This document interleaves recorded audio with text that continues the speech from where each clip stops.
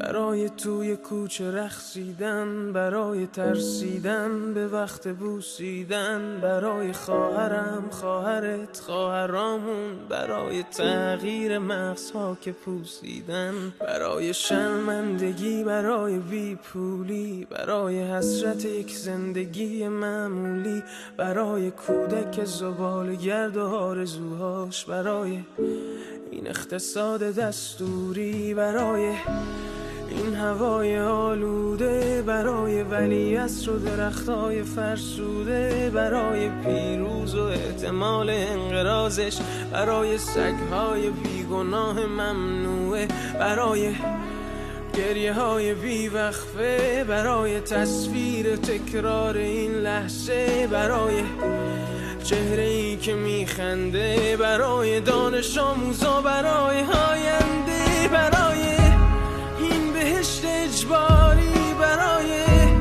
نخبه های زندانی، برای کودکان افغانی، برای این همه برای غیر تکراری، برای این همه شعارهای تو خالی، برای آوار خونه های پوشالی، برای احساس آرامش، برای خورشید پس از شبای طولانی، برای غرصای اعصاب و بیخوابی، برای مرد میهن آبادی، برای دختری که آرزو داشت پسر بود، برای زن زندگی آزادی،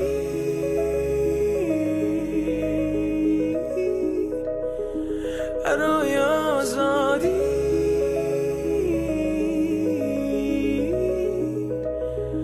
برای آزادی،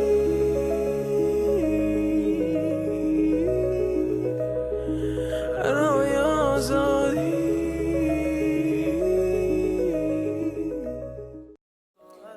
Good afternoon. This song always emits a lot of emotion in our community. Anybody that's been part of this, it has a very strong impact on us. I'm very pleased to be here, members of Congress and representatives, council members, honored guests. I have very fond memories of being in Seattle. I grew up in Vancouver, Canada, and I remember coming here often with my friends, catching a Mariners game, walking around Pike's Market. So it's lovely to be back. And I'm also very honored to finally meet some activist friends, Lawdan and, of course, Dr. Nassim here. I facilitate a group of over 90 Iranian diaspora groups, and often we meet online. So to finally meet them in person and to hug them and to thank them in person for years of advocacy, it is a real honor and privilege. Nassim has done a wonderful job on establishing the NGO Iranian Women's Institute for Life and Liberty, IWILL for short.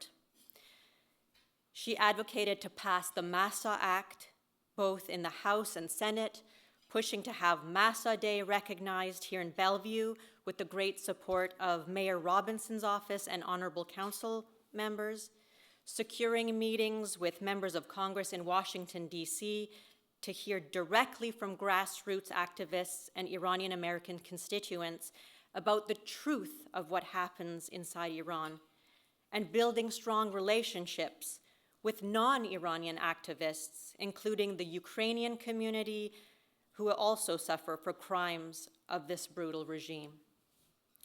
Lawdan has been a veteran activist.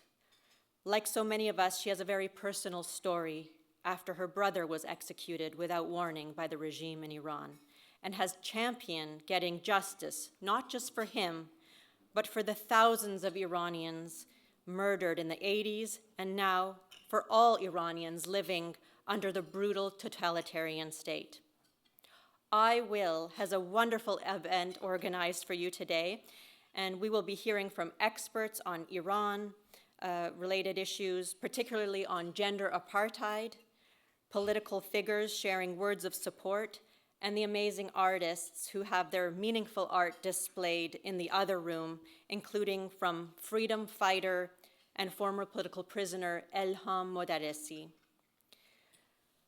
When the peaceful Women Life Freedom uprising erupted and the death of Jina Mahsa Amini happened, Elham protested on the streets and was imprisoned and tortured.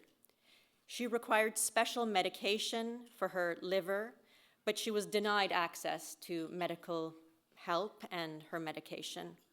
And as a result, her condition deteriorated and was in desperate need of a new liver.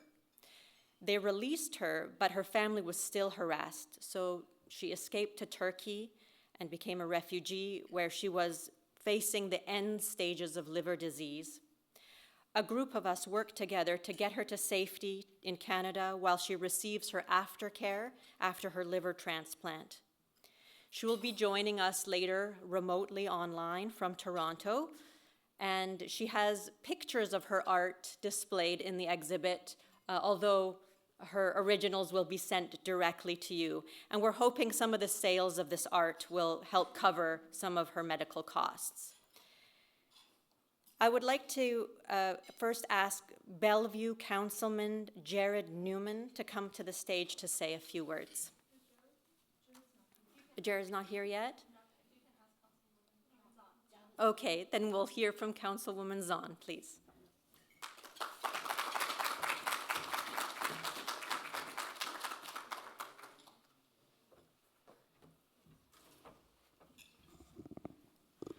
Well, thank you for inviting the City of Bellevue to be here.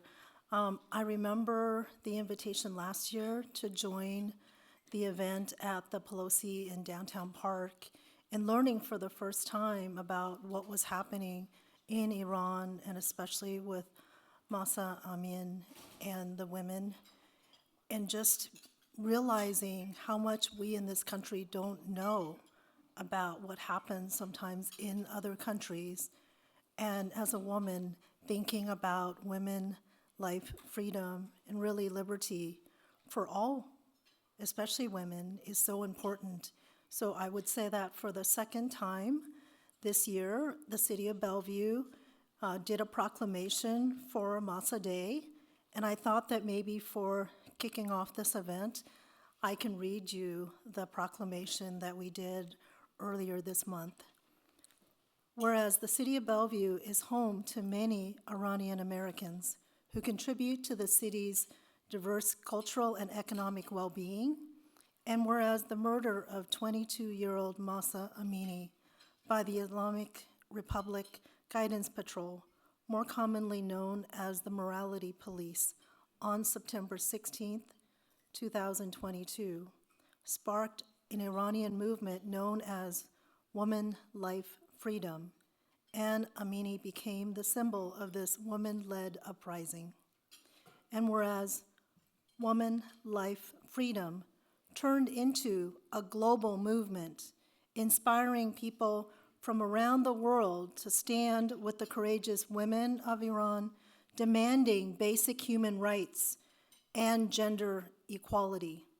And whereas despite crackdowns on protests as well as executions after unjust trials, Iranian women continue their call for freedom and courageously employ civic defiance and refuse to follow laws undermining their intrinsic humanity.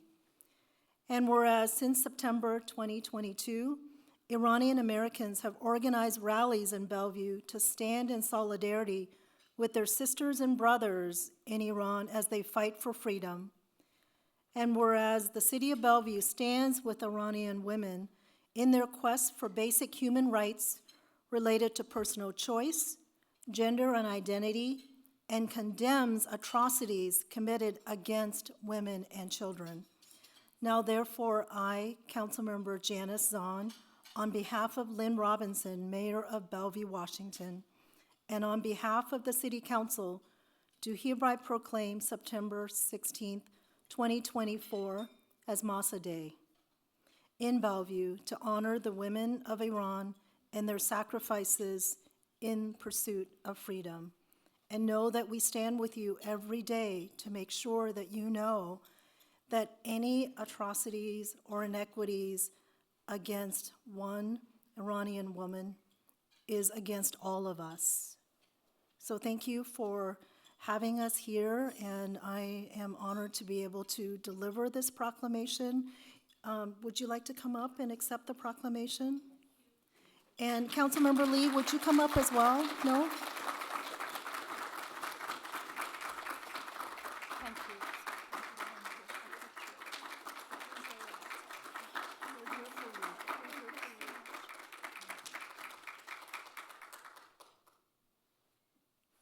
Thank you. I appreciate it. It means a lot. Thank you.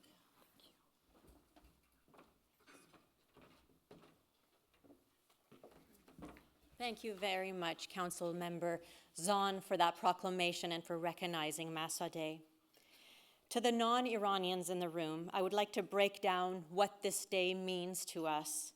Why are we gathering, and why it's so important. For 45 years, since the establishment of a brutal theocratic regime that suppresses the rights of its own people, the vast majority of Iranians have wanted change. Protests sprung up throughout those years, but when Jina Mahsa was killed, it was different. It was a turning point, a point of no return.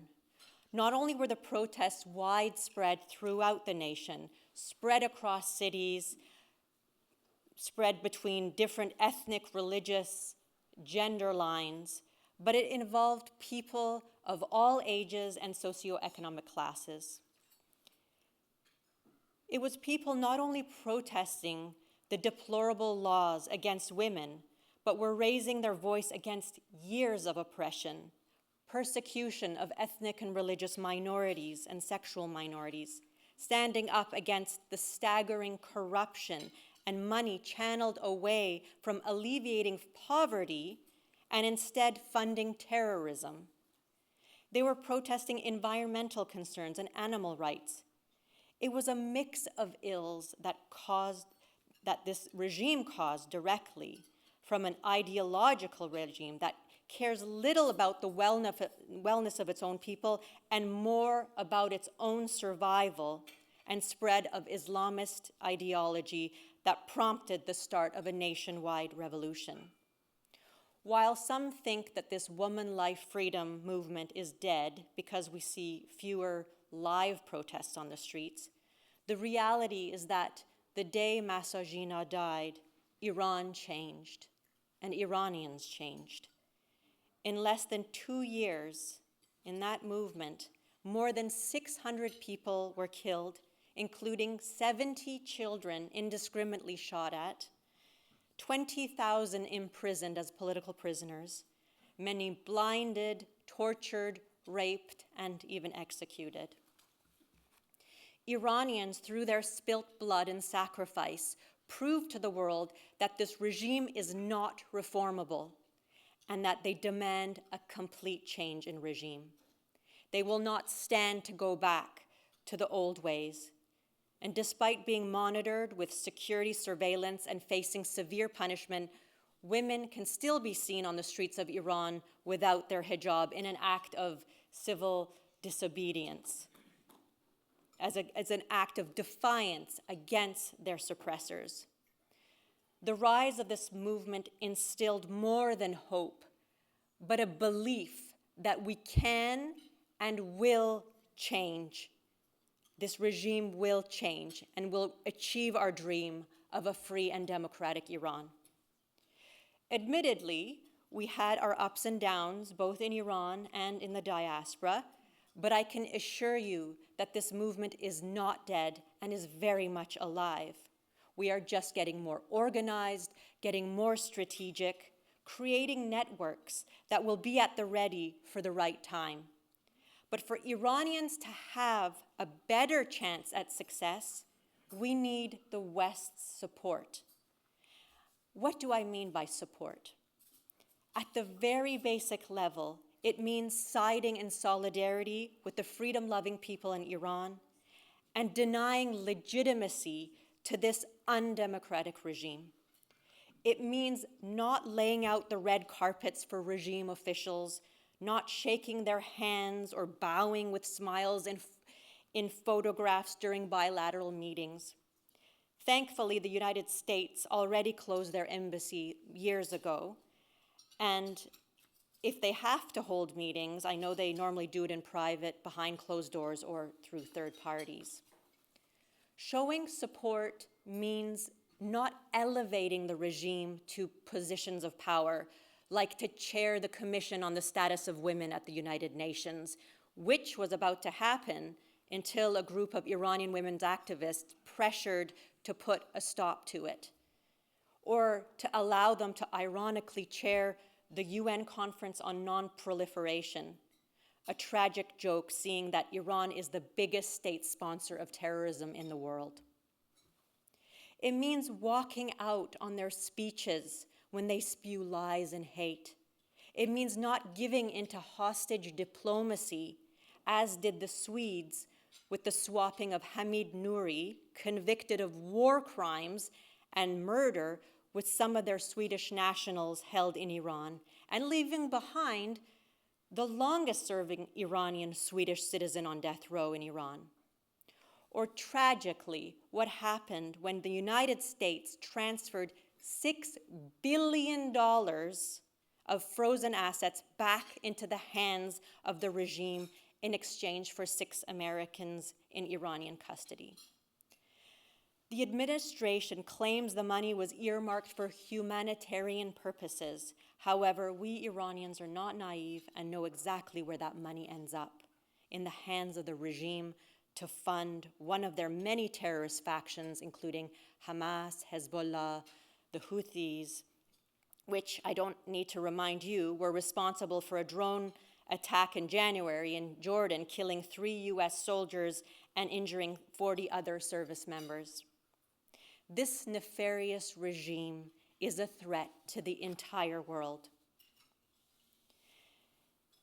Supporting the Iranian people means not repeating regime propaganda, equivocating the new president of Iran as some kind of moderate who will bring reform to the country.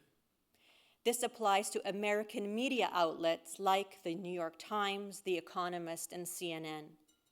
In simple terms, it means not appeasing the regime.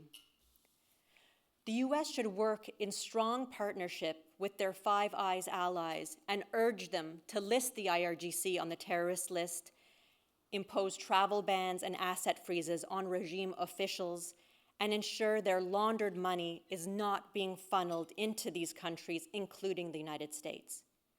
We know the regime's money is getting filtered into Canada and funneled to Islamic centers where extreme Islamist orators have spewed anti-Semitism and violence and are funding a lot of the protests we see on our university campuses today.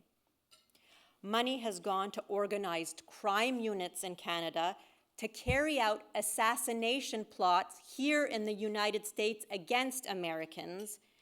For example, the Hells Angels in Canada were paid $350,000 to assassinate a couple here in Maryland, Washington.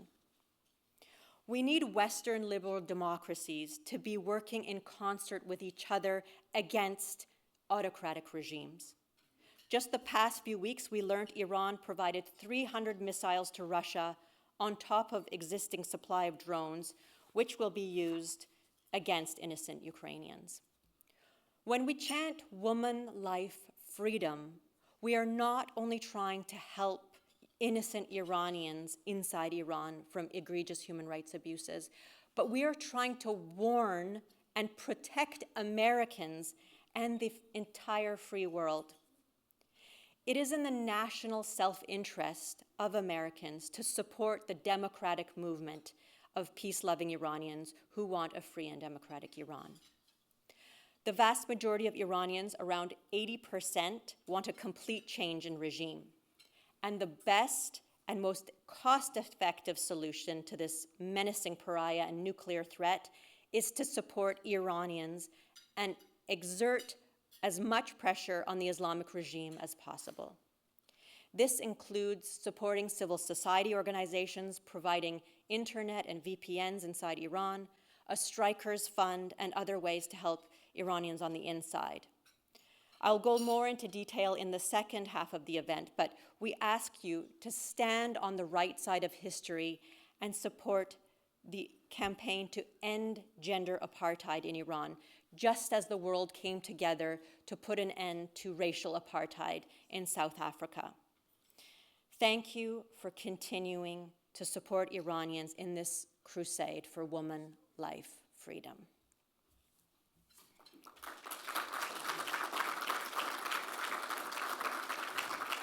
Thank you.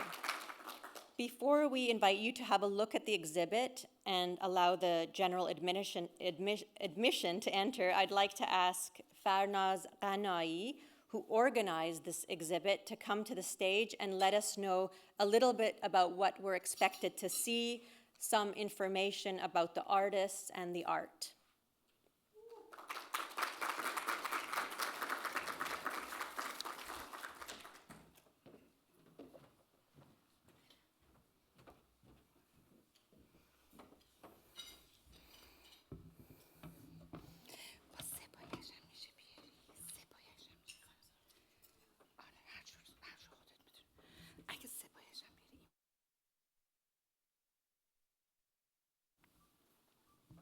Thank you, everyone. Hi, I'm Farnaz, and I'm here to represent my art. Among all other artists who gathered together here to showcase their love to their country with making related art content to freedom.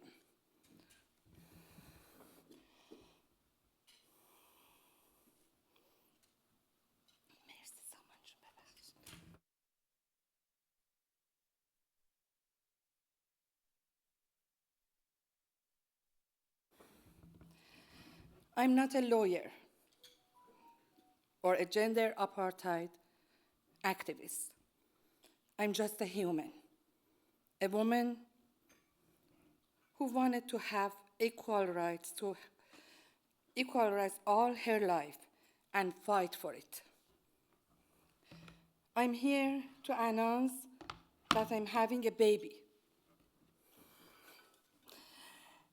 She's my baby. A baby who has been abandoned in me for years.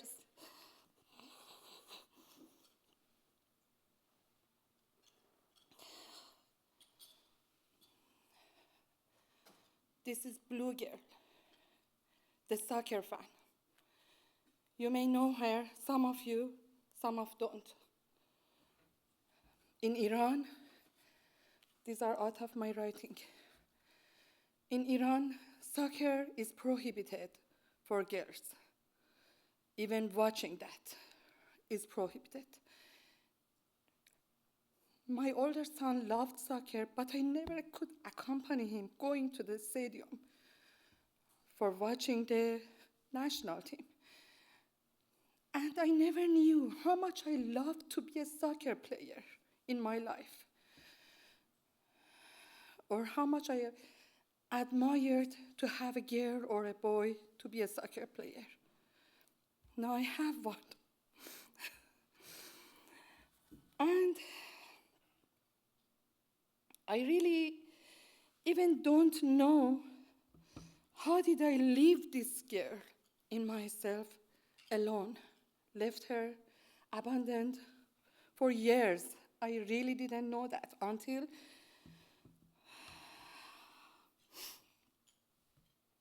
I start the therapy for finding myself, for self-knowing, and making this Blue Girl and that Shirzan let me get together and get united with myself.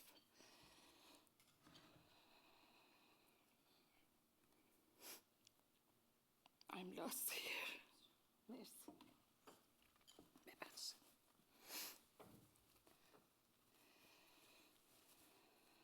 I really don't know how did I leave her alone. To me, it looks like it's not me, but something inside me wanted me to do this, to make this. That was my inner child. who wanted to find out what was missing there. Then she found this blue girl, the soccer fan. She pat her back, hugging her and kissing her as much as she could, to have her wake up and come back to life. And she did. For a while, she kept her distance, but they finally get together again. Awakening of this girl and seeing her back to life makes me feel like I am the Shirzan I was always wishing to be, like my mom and my grandmother. Like all of you women out there who don't even realize you are a Shirzan. Shirzan is a mystic, legendary character from old Persia, which acknowledge the women who are so brave and courageous. Now, I'm asking everyone, open the gallery of 15 artists with over 50 work who are showcasing their pains and emotions with their hopes in seeking the light, their wish for feeling liberated, and their strong willpower for tasting freedom without any guilt. Thank you all for being here. Thank you all the artists who passionately joined us for this event. And thank you all for being here to observe our emotions reflected in our artwork. Sorry, I got emotional and lost everything.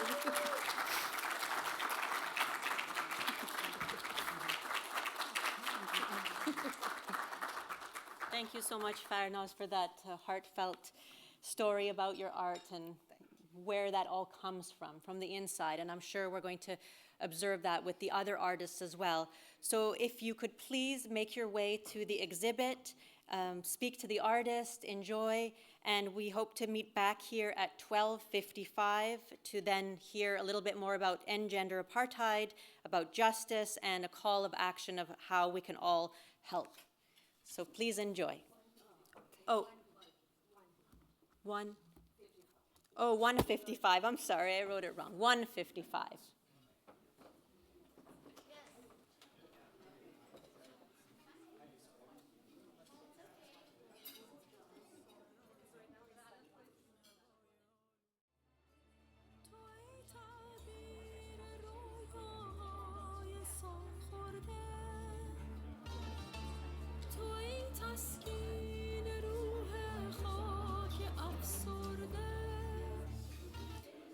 Welcome back to our honored guests who joined us in the first half with the luncheon, and a big welcome to the new people that have come here, general admission, our guests.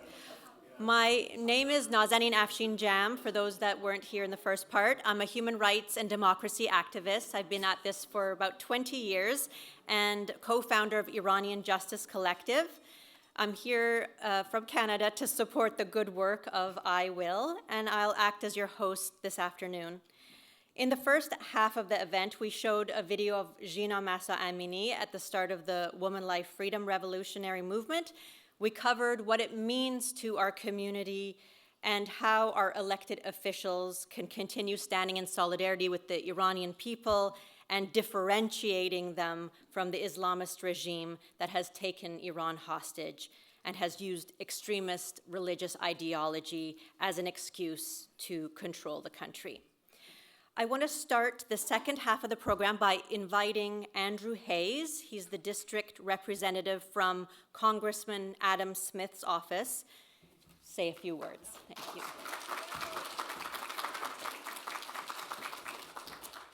Well, good afternoon, everyone. Great to be here with you. I have had the chance to meet quite a few people, and I'll just say that I'm commending the organizers for bringing together such a diverse group of different advocates from different communities. It's really wonderful to see the connections that are going on in our community between the Iranian-American community and so many others. So thank you to the organizers, Nasim, and thank you for inviting me.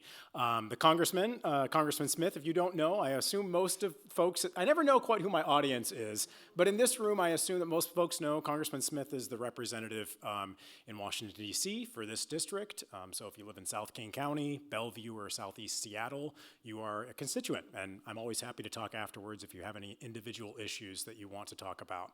Congressman Smith is out of town, so he cannot be here. He sends his regards, and he did have some remarks that he asked me to deliver on his behalf, so I'm just going to share those remarks.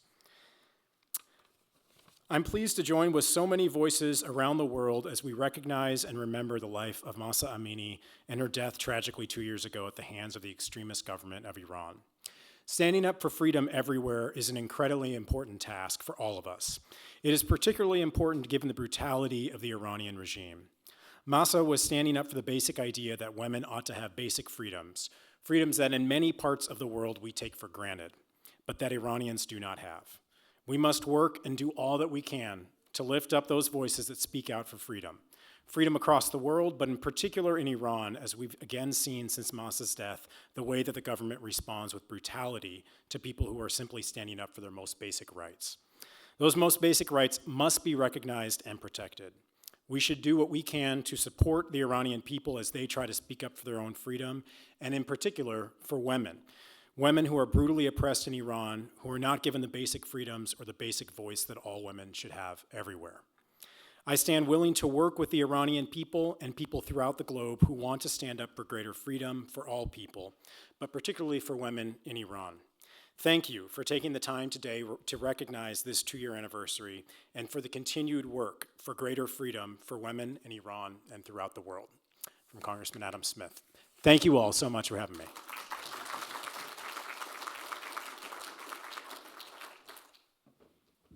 Thank you, Andrew. Congresswoman DelBene is not in the district today, so she has also sent a letter, and I would like to ask volunteer of IWILL, Marjan Didra, to read her letter.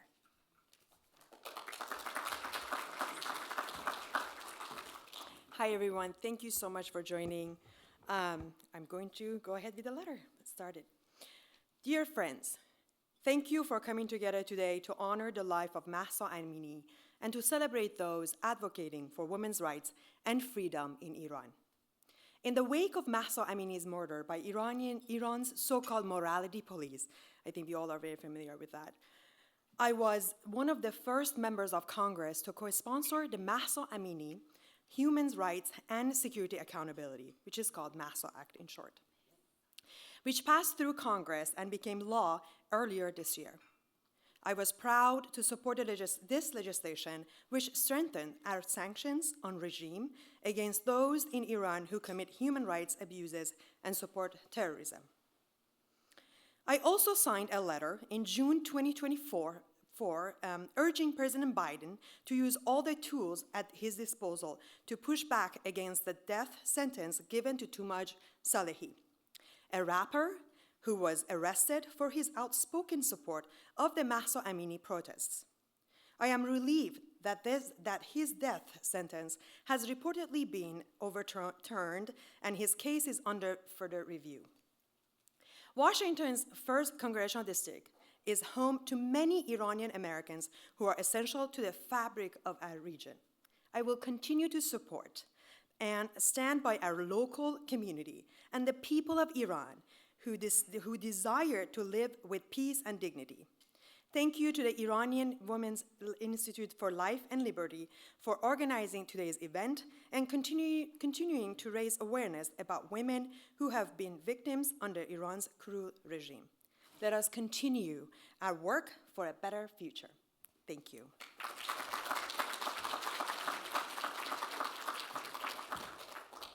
Thank you, Marjan. May I ask Council Member Jared Newmanhouse to the stage.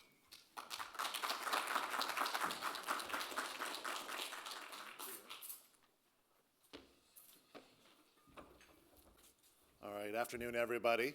As someone who was actually born in Vancouver, it's nice to be introduced to a former fellow Canadian, no longer, but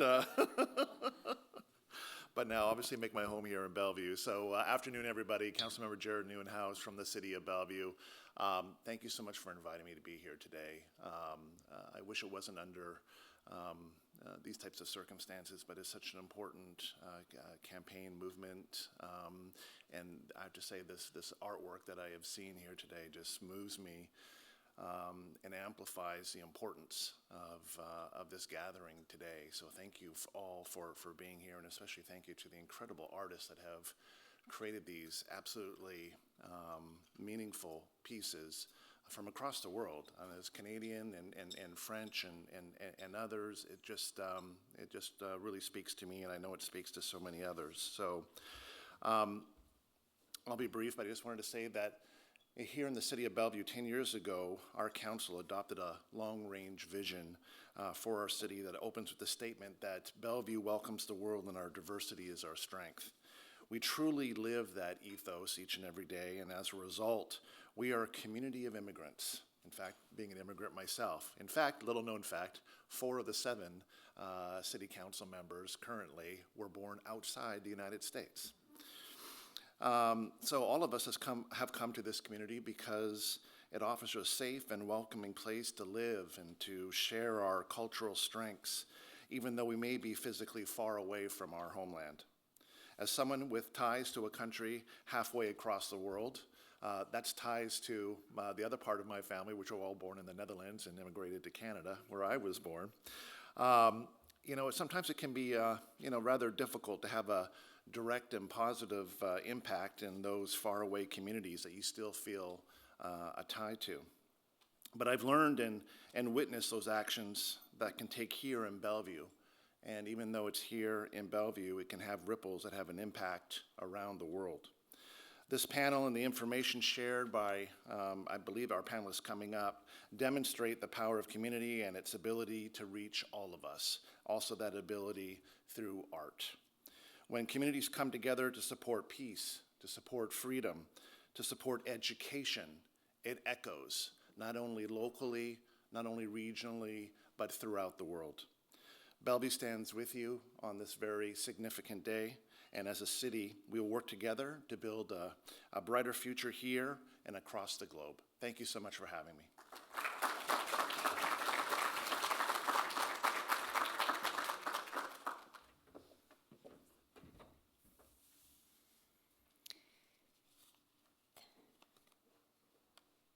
Thank you, Councilmember Jared Nieuwenhuis. We will now focus on 3 areas of this movement: woman, life, and freedom. I'll give a recap on the systematic oppression of women in Iran. International human rights lawyer Gissou Nia will speak more specifically about the legal implications and how we are tackling the gender apartheid issue in Iran and Afghanistan. And then Lawdan Bazargan, longtime Iranian activist, will concentrate more on life and freedom and the pursuit of justice before we invite some of the artists to share some of their personal stories and guide you back to the gallery one last time on your way out. I'm going to start with a very brief historical overlay on women in the region that we know as Iran today, because some think that subservience of women and covering up and being demure is a cultural choice of women in the Middle East. And I'd like to correct this myth, especially as it concerns Iranian women. Over 4,000 years ago, before Christ, inhabitants of the Iranian plateau worshipped Mother God. Women were revered and celebrated. Jump to 2,500 years ago in the Persian Empire under Cyrus the Great, who's the founding father of the Persian Empire, the one who brought forward the first declaration of human rights the world has ever known. Women were proven exceptional leaders. These female Persian warriors were leading armies and navies into battle. Women were heads of cities and states in ancient Persia. They had top positions in ministries, courthouses, governmental departments, and administrations. During the 7th century Arab conquest of Iran and the introduction of Islamic practices, women's leadership was set back, but the courage and fighting spirit has remained to this day. Even since the Islamic Revolution in 1979, with the introduction of Islamist-based Sharia law, which values the life as half of a man under the law, women have been fighting for their rights. After Khomeini, the theocratic dictator, became leader, from day one, when compulsory hijab was imposed, women were on the streets protesting the very next day. And through the decades, they have been challenging the discriminatory laws against women in terms of divorce, custody, and inheritance. Even the testimony of a woman is worth half of a man under the law. Women are not allowed to ride a bicycle. They're banned from watching football matches, as Farnaz already mentioned. They're not allowed to sing or dance in public, and they're restricted from certain fields in university and certain professions.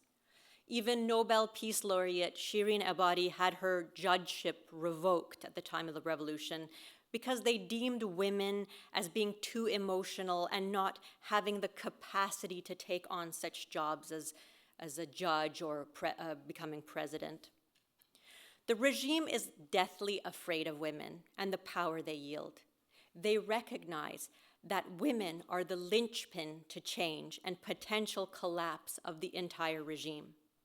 If they allow an inch to women changemakers, they believe a little crack will give way to a flood and drown out them and their barbaric practices.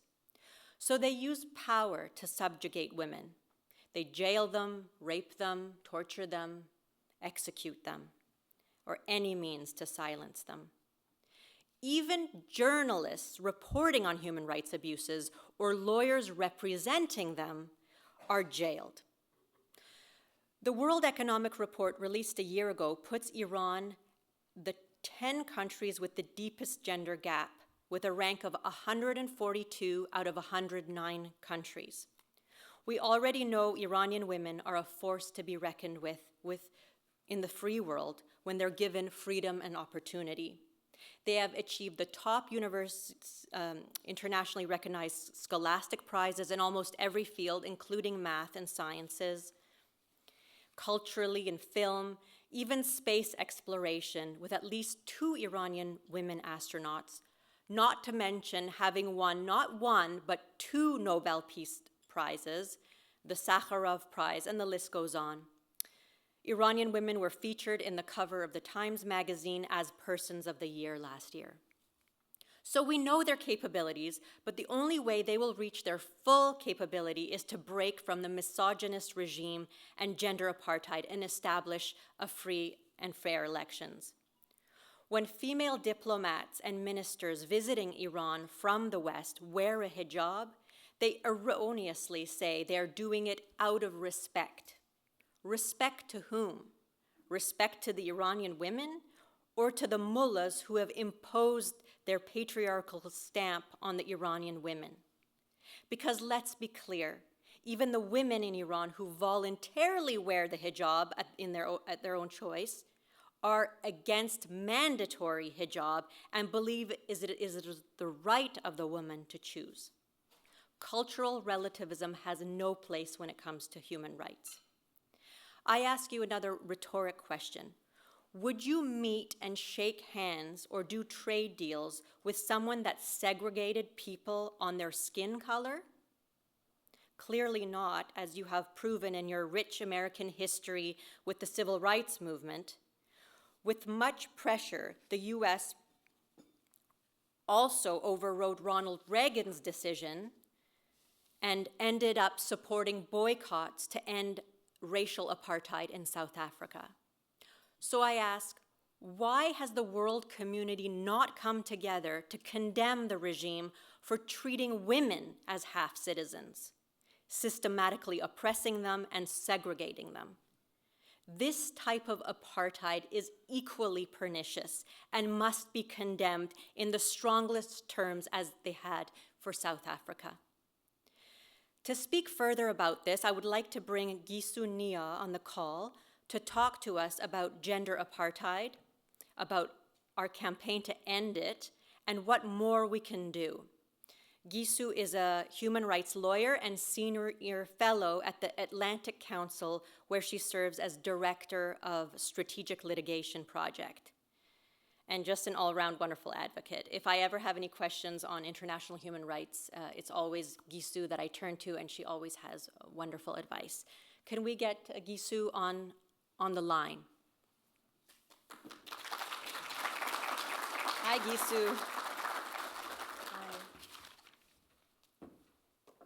Thank you so much for introducing me, Nazanin, and I'm sorry that I can't be there in person with you all today. I really wish I could have, but I'm glad I'm able to speak to everybody virtually. And thank you to the organizers, and I hope I'm coming in loud and clear. Nazanin, you touched on a lot of things that are incredibly important. One is this idea of cultural relativism. And what is it that really sets the Islamic Republic apart from many other countries around the world? So one thing that any advocate on Iran struggles with is talking to states in different regions, whether it be on the African continent, in Asia, in Latin America, and talking about the fact that the norms that the Islamic Republic is pushing at the United Nations, for instance, when they talk about how women's empowerment is really through being confined to the home, and where they very much relegate the role of a woman to the domestic sphere, where she doesn't necessarily have a choice. These countries are sometimes, unfortunately, under the impression, and sometimes there are countries in the Europe bloc as well that are under this impression, that somehow this is a choice of Iranian women, and that in fact, there is no reason for international action, solidarity, and awareness on this front. And I think what we saw happen 2 years ago when Mahsa Jina Amini was tragically killed, and we saw the women of Iran and their allies, so lots of men and others, come to the streets from all kinds of backgrounds. When the world saw them come to the streets and say, Zan Zindagi Azadi, woman, life, freedom, and protest this, they started to realize that this wasn't some sort of Western narrative about what Iranians want, that in fact, the population of Iran was saying that they did not want to live under a system that repress not only women, but other marginalized groups, whether it be religious or ethnic minorities, the LGBTQI plus population, and others. So that's been a real shift. And I'm going to share my screen to talk about an effort that a lot of people in the room, I think, are supporting, that Nazanin is part of, that others are part of. Let's see if I can share my screen. Okay, it looks like I can't share my screen. So I'm just going to go through some of this campaign and just share this with you. But basically, what we are trying to do, a group of Afghan and Iranian women activists, judges, lawyers, and international allies, are seeking to codify the crime of gender apartheid. And what is the crime of gender apartheid? So gender apartheid, apartheid is a crime that was born out of the experience of South Africa. Nazanin just referred to this, and that was a system in which Black South Africans and non-white South Africans were being oppressed by white South Africans. And the white South Africans were doing this for purposes of power. They were exploiting the labor of these groups. Hold on one second, it looks like I can't actually share now, so I'm just gonna share my screen. Share. Sorry, all for the technical. There we go. Okay, I hope everybody can see this. Okay, great. All right. So in South Africa, this was a regime in which individuals were being exploited for their labor, they were being exploited for, they were unable to have freedom of movement, they were restricted from education, and it was really based on skin color. And what we believe is that if you swap race for gender in the definition of apartheid, it accurately describes the situation of women living under the Islamic Republic and living under the Taliban in Afghanistan. And so what do I mean by that? Well, the definition of apartheid that was set forth in the 1973 Apartheid Convention. So this was a convention that was adopted at the time of apartheid in South Africa. The apartheid regime was dismantled from 1990 to 1994. That definition said inhumane acts committed for the purpose of establishing and maintaining domination by one racial group of persons over any other racial group of persons and systematically oppressing them. If you swap gender in, does that sound familiar? The Islamic Republic has often said that one of the pillars that it is established on is the mandatory hijab. This is a way to control the female population. It's a way to control the population in whole. And it doesn't only stop there.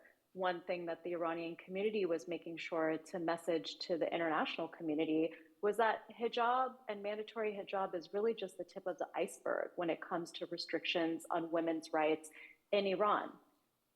Women in Iran don't have equal rights in marriage, divorce, custody, inheritance. They are not allowed to ride a bike in public. They cannot sing solo in public. They cannot enter sporting stadiums. And all of this is not merely for the purpose of discrimination or a form of gender persecution. It really is to uphold the regime, to ensure that it maintains its power and its grip on society. And that is the intent, or the animus, if you will, that makes this crime distinct to other crimes. A lot of people who say that this is, that there's misogyny or patriarchy all over the world, and that, perhaps these are cultural norms in the country. There's only a handful of countries at most that actually enshrine these kinds of laws in their legal system. So it's not just that these acts are happening, it's that the government is actively encouraging that, and that's really what makes this distinct. I'm gonna go to the next slide. So a little bit about the campaign, because I really want, if you don't know about it yet, I would love for people to get involved, learn more, and see what's coming up next. Women have been using this term for years. Afghan and Iranian activists have been using the term apartheid agensiati for years. But when I spoke to some of them, not everybody realized that it currently wasn't included in the definition of apartheid under international law, that currently apartheid only applies to race and not to gender. So we're trying to change that. And there's a lot of people who've joined this movement. It's an ownerless movement. Anybody can get involved. You can advocate with your governments. You can lean on decision makers. You can bring it to the media. We're encouraging everybody to get involved and really raise awareness about this problem. So in March of 2023, on International Women's Day, there was a joint letter that was issued by more than 100 Afghan and Iranian women, very prominent activists, judges, and lawyers, saying that, and you can see the names of some of them here, calling on the international community to have greater awareness of what gender apartheid is and to codify it under the law. After that, there was pretty swift support. So when we initially were talking about gender apartheid, maybe years ago, there were a lot of non-governmental organizations, people at the UN who said, well, why do we need this crime? We already have the crime of gender persecution. And, there was some reluctance. I think given the circumstances in Afghanistan, with decrees being issued practically every week that further restrict women in the country, not allowing women to show their faces, barring them from education, the situation deteriorated a lot. And obviously with what happened with the Woman Life Freedom movement in Iran, it really put the lack of rights under a microscope and sort of led to the acceleration of support for codifying this crime. There are a lot of people who lent their support. So after we submitted that letter, the UN Special Rapporteur on Human Rights in Afghanistan explicitly called for codifying this crime. Different UN experts have called for that. There are figures who are associated with the anti-apartheid movement in South Africa, like Gracia Machel, who's the widow of Nelson Mandela and a women's rights champion in her own right, who've openly lent their support to this campaign. I won't go through everything, but needless to say, there's been a lot of support from UN experts, from NGOs like Amnesty International and FIDH, and most importantly, there are now member states before something called the Sixth Committee, which is the legal committee at the UN, that are openly signaling that they support the inclusion of gender apartheid in a Crimes Against Humanity draft treaty, which will be voted on in October, so really around the corner. It's a cross-regional group of states. It includes Brazil, Malta, Chile, the Philippines, Austria, Australia. And what they said is that they want to include the crime of gender apartheid in this treaty that has yet to be adopted. So many of you will know we already have a global treaty that deals with genocide. That's the Genocide Convention. We have a global treaties that deal with war crimes. Those are the Geneva Conventions. We don't yet have a global treaty that deals with crimes against humanity, which is one of the worst and most heinous crimes that can be committed internationally. We hope that there is a treaty currently under consideration. On October 10th in New York at the UN, there will be a meeting to decide if the treaty goes to negotiations. If it does, then there's a very good chance that we will get gender apartheid in that treaty, and it will be a crime under international law, which is really exciting for us. So what I would encourage folks to do is I'm going to stop the share right now, but I would encourage you all to get to know more about the campaign and how you can be involved, because we really need everybody's help. There are pretty active social media pages online at endgenderapartheid.today.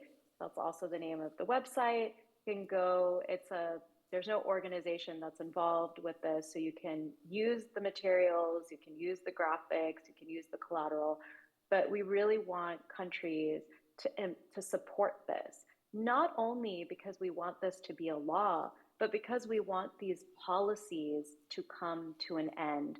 By raising awareness and calling this crime what it is and appropriately defining it, we can better combat the problem. With that, I'll close there, but all to say that we have a lot of countries around the world that are now supporting this movement. We need everybody's help to make this a reality. It's not only the lawyers who are working on this.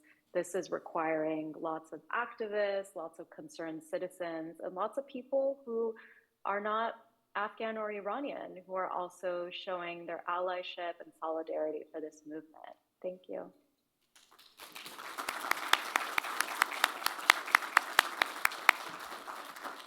Thank you, Gissou. And if you're able to stick around, please, because after I introduce Lawdan, we're going to have a little segment for question and answers, and people can ask you questions. I'd like to now call Lawdan Bazargan to share her story and perspective. She is the Director of Victims' Families for Transitional Justice. As I mentioned at the top of the event, her drive to pursue justice is very personal, and this passion shows in the work that she does. I have seen it in all of her campaigns, so thank you. Please come to the stage, Lawdan.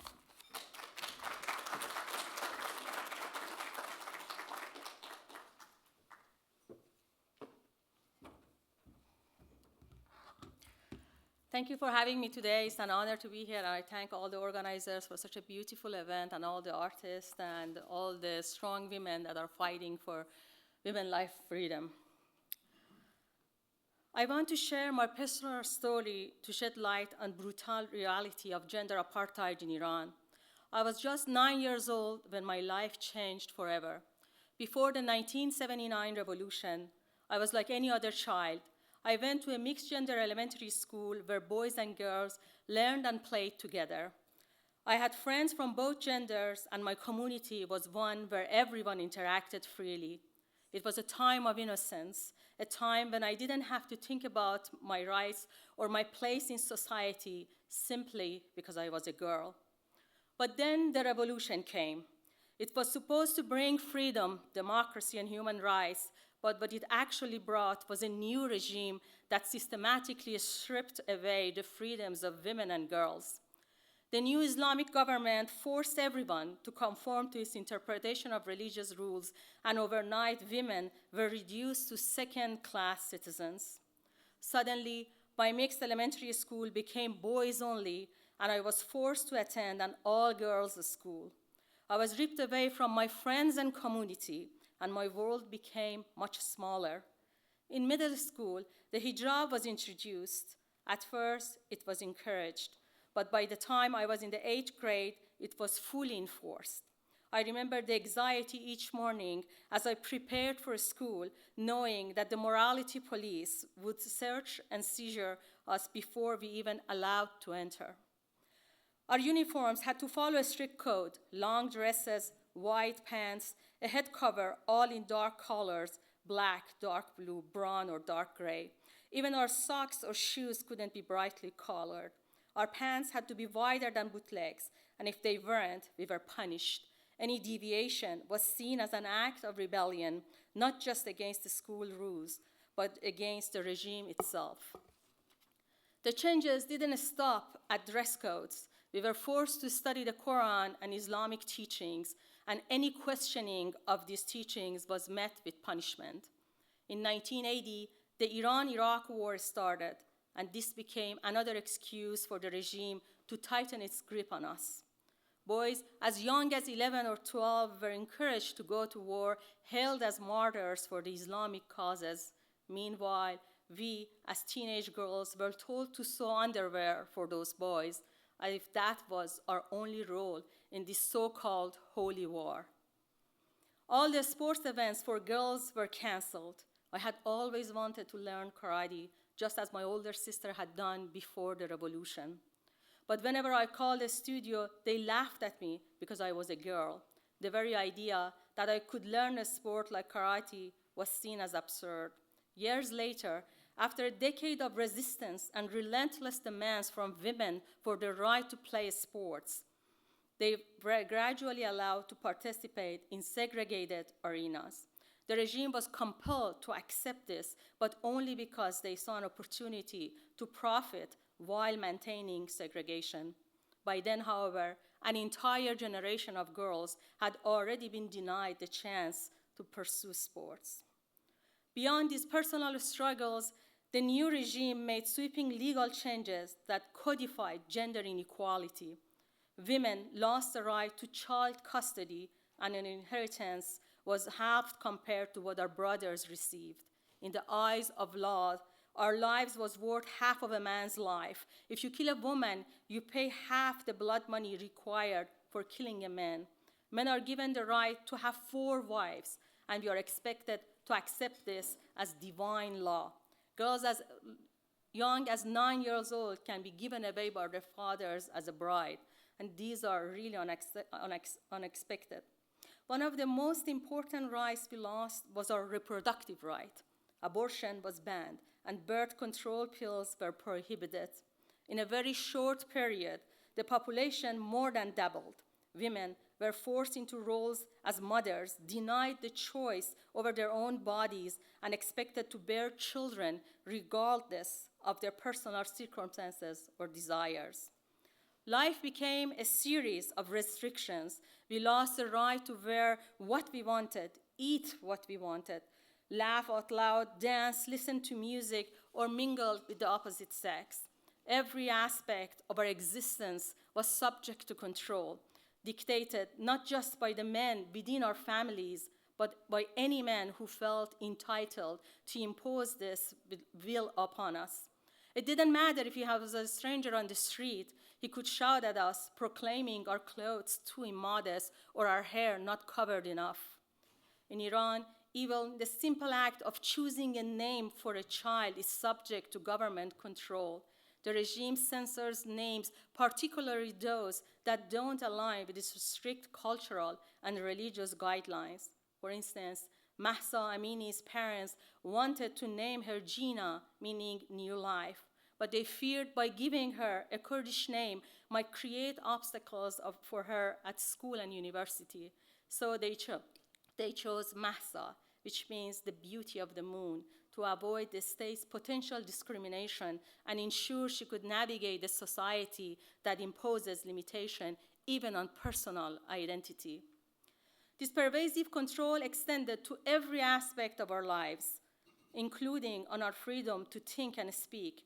At 16, I was arrested for my political activities against the government and spent several months in solitary confinements in a Wien prison. There, it became evident that when it comes to torture, beatings, or even execution, the regime does not discriminate. Both men and women are subjected to the same brutal treatment, stripped of their rights to a fair and impartial justice system.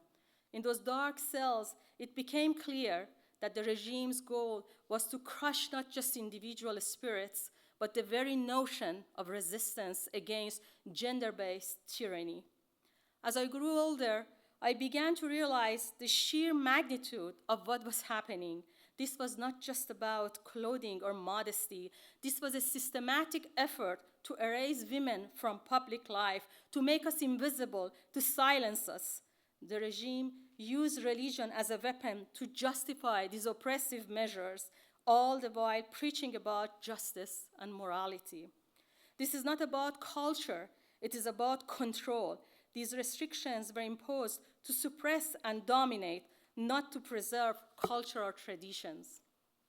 It was a form of imprisonment, a life sentence handed down to me and every other girl and woman in Iran. The regime justified these actions as protecting us, but in reality, it was about control, about using gender as a means to suppress half of our population. They took away our right to choose, to speak, to be seen, and to be heard. Now, as I watch events unfold in the United States, I'm deeply worried. I see echoes of my past in the restrictions imposed on women here. Women in 18 states have lost their right to abortion, and that there are scores of court cases trying to create more restrictions on pills, IVFs, and even travel to other states to seek abortions. We are living in scary times. American women, just like Iranian women, are losing rights that their mothers and grandmothers fought hard to secure. These are laws in the United States there are no laws in the United States dictating how men should deal with their reproductive rights. So why should we police women? By opposing gender apartheid laws and fighting for the autonomy of women everywhere, we not only uplift women in Iran, Afghanistan, and other Islamic countries, but we also protect the rights of women all over the world, including right here in the United States. Our struggles are interconnected. When the rights of women are suppressed in one part of the world, it sets a dangerous precedent that can influence policies everywhere.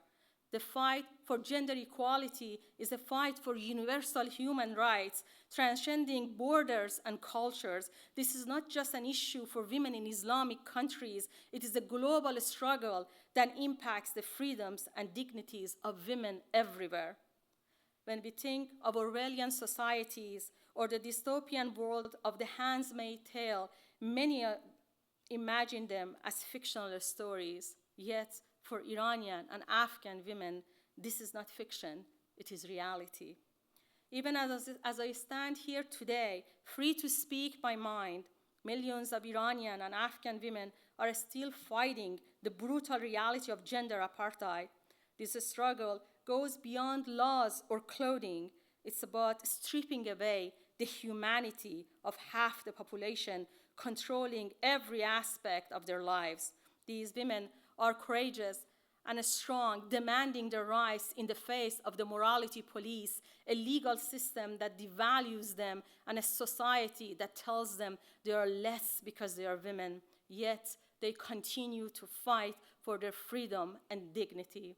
I ask you to stand with us, to amplify our voices and to support the fight against gender apartheid.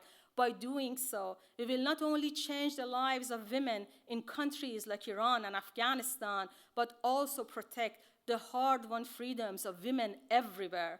No one should have the right to segregate, violate, silence, or execute or exclude people based on their genders. No one. Women, life, freedom.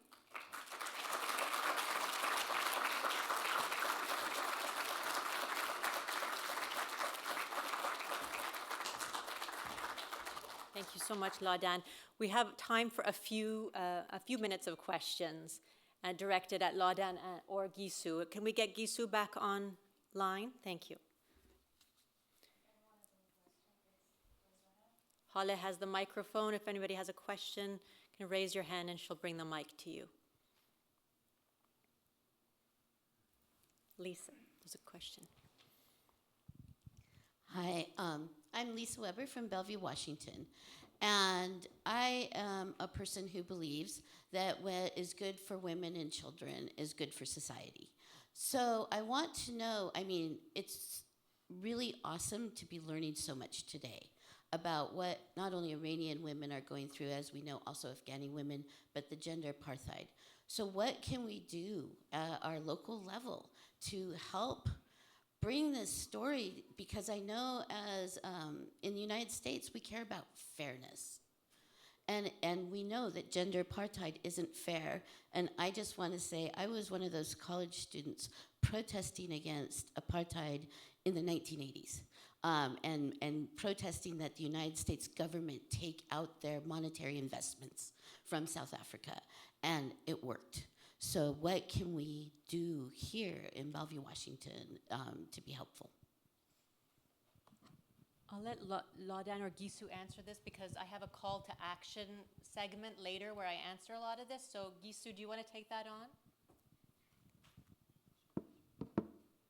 Sure. I was just going to mention one important thing that I didn't say during my core remarks, which is that I agree that oppression of women in any country has an impact on oppression of women globally because it changes the norms and the standards and what's acceptable.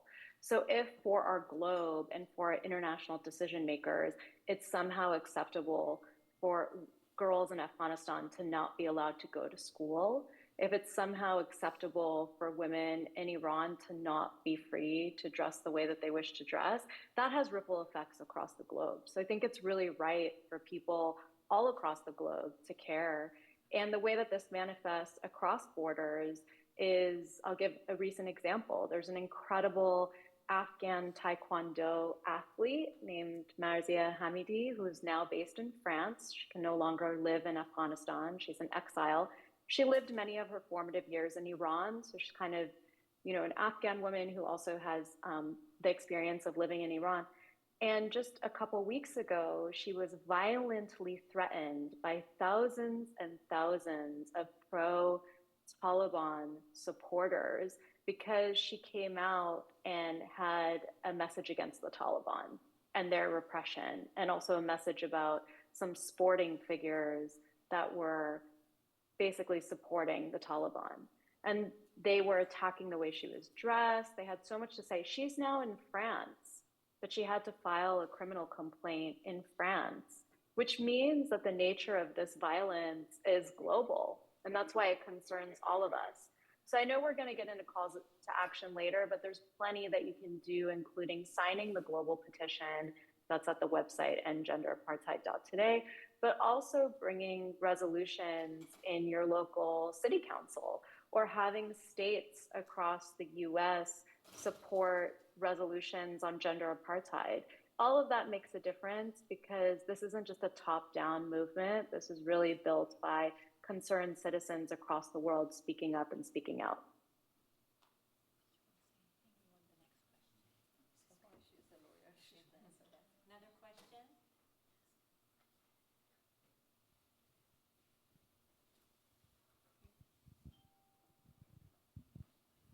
my name is Ali Kimiai, and I want to touch on the State Department of the United States and the policy that they implemented some 40, maybe 50 years ago. And that was the Green Belt and Islamization of the region. I remember before the Islamic Revolution, I saw women in the street of Tehran wearing mini skirts. And suddenly after the revolution, they lost all their rights. I want to know if we should exercise this power that we have against the State Department and that bankrupted old policy of Islamization of the region. Thank you. Is that directed to Gissou? You were looking that way, so. Gissou? Can I answer that too? Well, Lawdan will go yes. first, and then. I'm sorry, I hate it when we blame others for our own problems.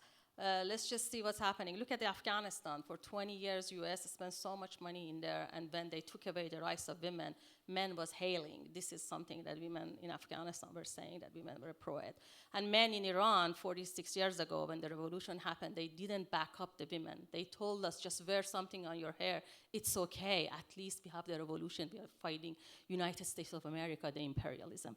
So let's not blame others. We have to fight for our own rights and for our own lives. And now with everything that Islamic regime does, that is the father of Taliban and grandfather of Daesh, ISIS. So everybody sees in this world that what this government is standing for. And hopefully we can convince the United States of America to stop the appeasement policy and stand firm in front of these bullies that they don't belong to this century. They are from 7th century, in 21st century. We don't have room for Islamists in Iran or in Afghanistan.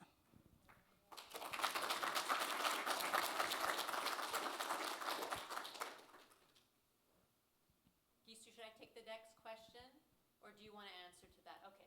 Is there one last, maybe one or two more questions? Do we have time for more? So, Lawdan and Gissou, I hope I'm not mispronouncing your names. That was good. Thank you very much for inviting us to this event. I think we've learned a lot, especially those of us who are not as familiar with Persian history, Iranian history, the situation there, and the pro-democracy Iranian perspective, Iranian-American perspective, I should say. So my name is Carl Larson. I'm the founder and leader of a pro-Ukraine group here in Seattle called Ukraine Defense Support, of which there are a number of members here. And we've been very strongly supported by members of the pro-democracy Iranian-American community here in Seattle, and we're very thankful for that, and we want to obviously return the favor.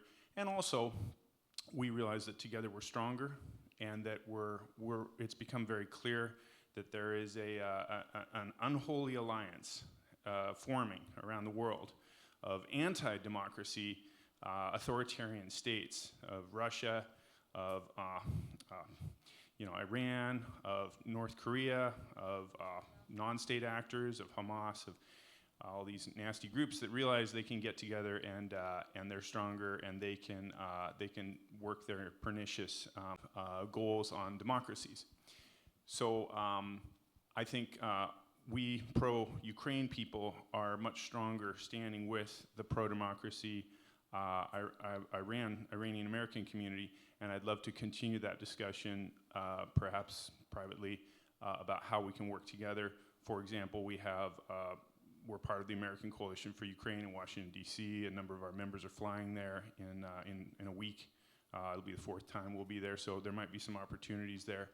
But, and I wanted to suggest, you mentioned resolutions in city councils.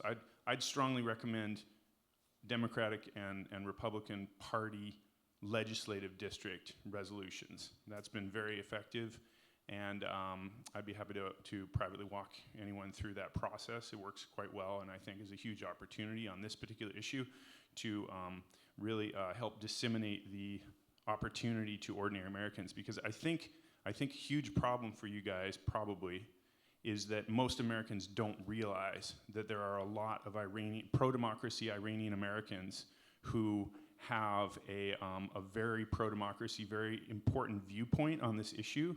Most people just see what the Iranian government puts out, and they read that in the newspapers, right? So getting out the fact that there is really reasonable, really wonderful pro-democracy Iranian Americans here that they can network with and that they can support, I think that could be really a positive option for you. Anyway, I didn't really have a question. I just really wanted to thank you for the work that you're doing. We've got a difficult job working to support democracy and support freedom in Ukraine, but our heart goes out to you guys. You guys have a really difficult job, but together, I think we're both doing the right thing, and I really support what you're doing. Let me know how we can help. Thank you.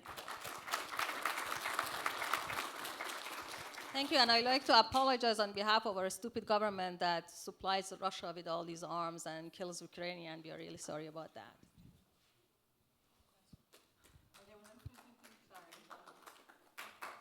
After there, there's a gentleman in the center that had his hand up as well. Thank you.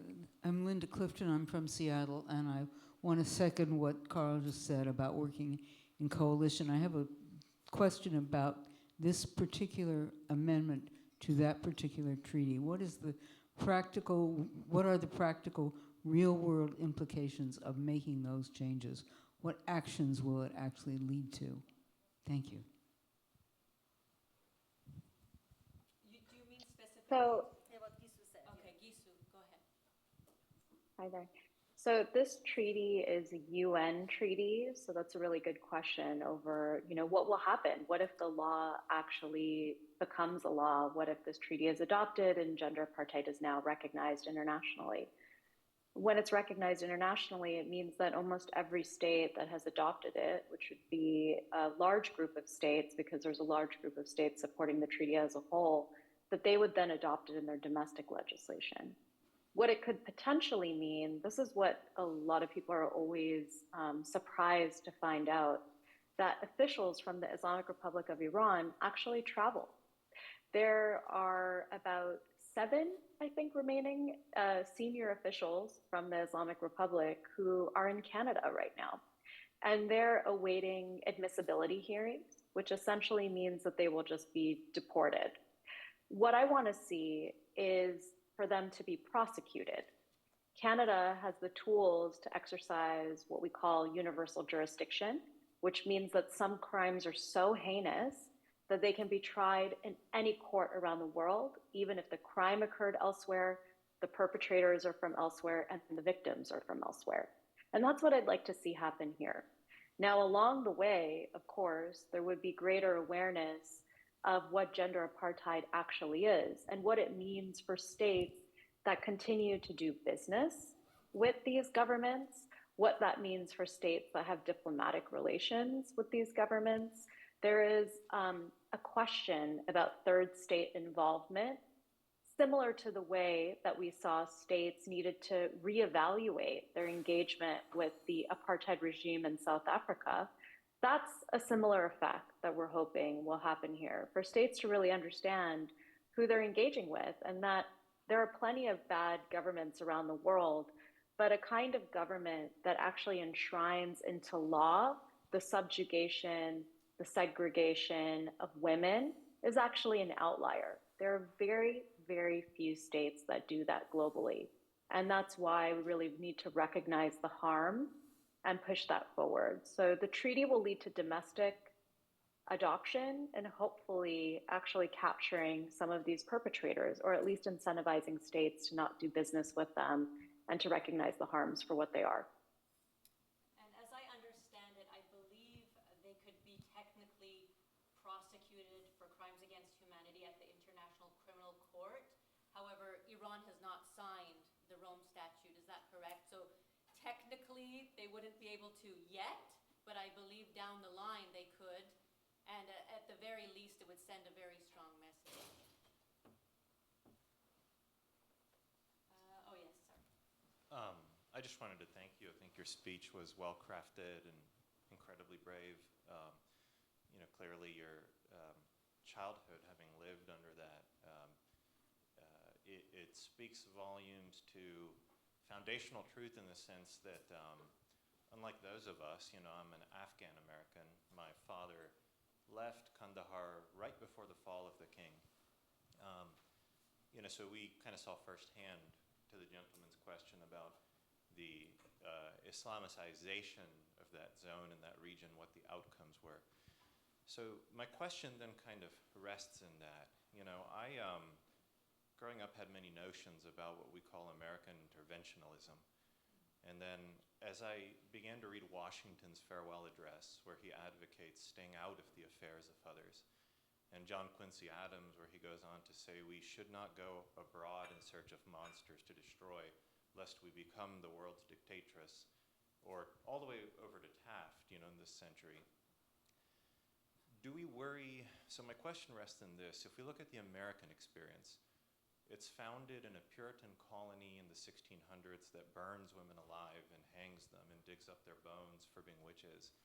And then a few hundred years go by and black men are given the right to vote before women, and then another period goes by, and it's like 300 or so years after the founding footstep of the American colonies that the women are given the right to vote. And then under Kennedy, finally women enter the workforce in droves.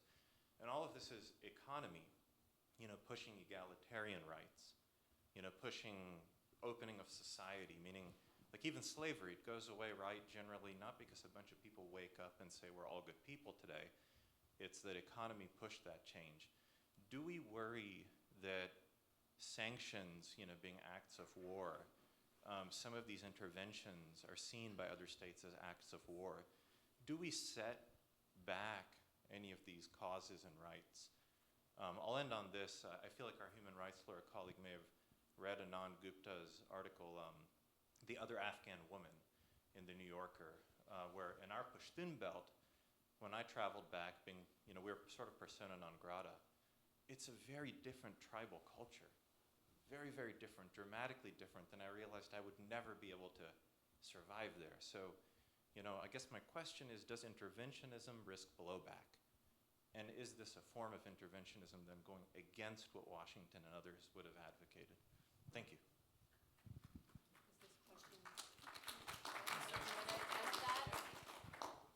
Yeah, I think it's a great question because we need to be really thoughtful about how we proceed with the actions that are taken. So one thing that I didn't explain in my core remarks was how the push to want to codify this crime and the people who've been using this term are frontline defenders in Afghanistan and Iran.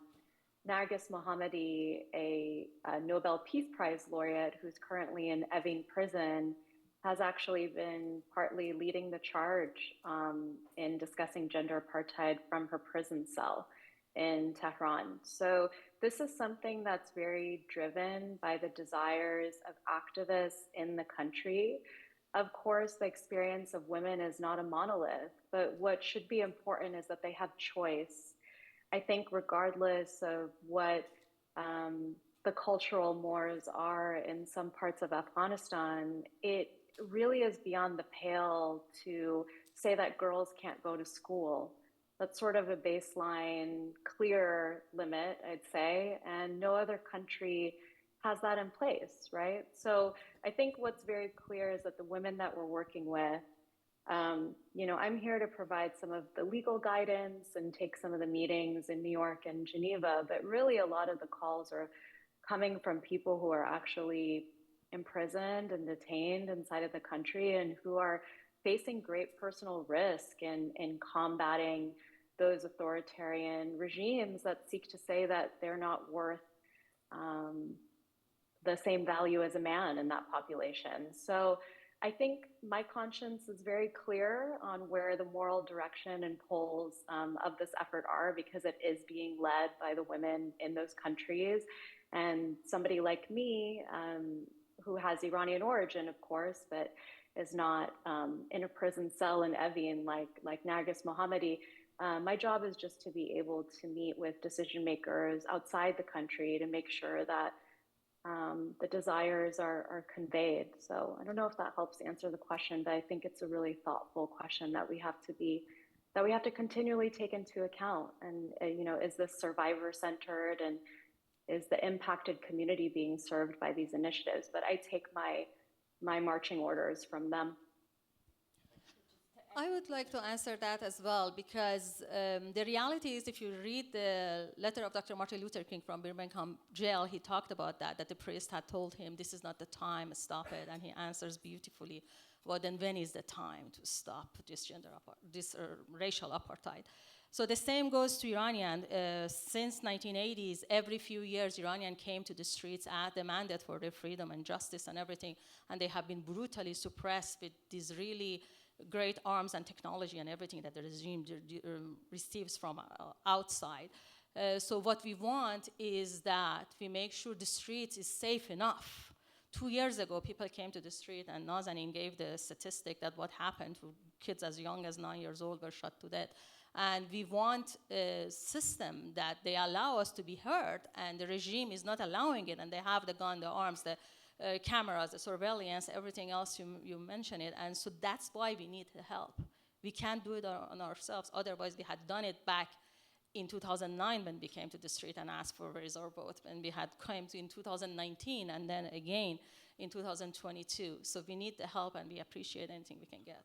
I think it really needs to be stressed that this is a grassroots movement coming from within Iran. It's not a Western construct that's being imposed on the nation. This is really what the people have been demanding for years, and especially have made it very clear in the past couple of years with the Women Life Freedom movement that there needs to be a complete change. And when you were mentioning sanctions, we're talking about crippling sanctions that are targeted to the regime. And when we say support as well, at the very least, we want the free world, Western liberal democracies, to step back and just not help. Like if they're going to do one thing, just don't intervene, don't get in the way, don't be returning $6 billion back into their hands. Let the Iranian people do their thing. I mean, of course, we want more support and more help, but at the very least, we're just saying, don't interfere in at least appeasing and abetting this regime. Thank you.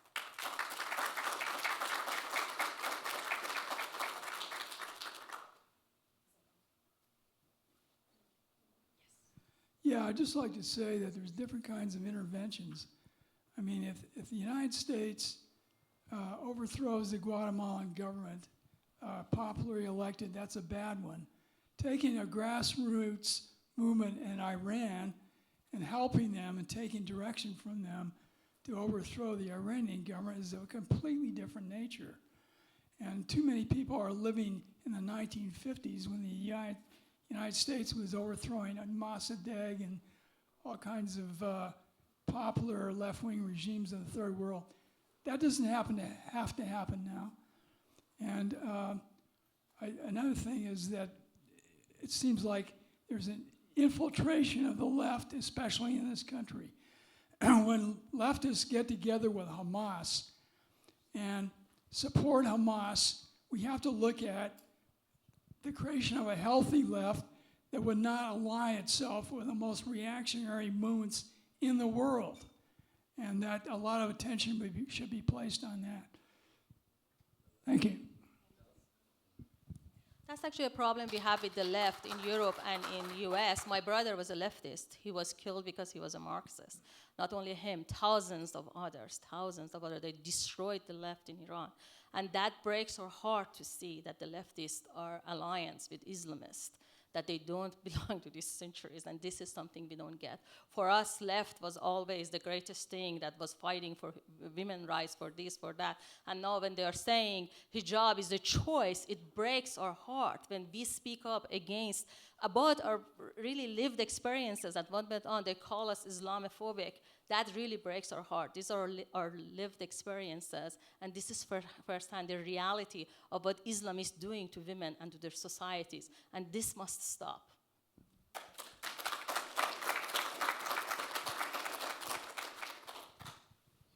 Hi, I think it was very beautiful to combine kind of the meeting with the art exhibit to depict the struggle through that particular medium.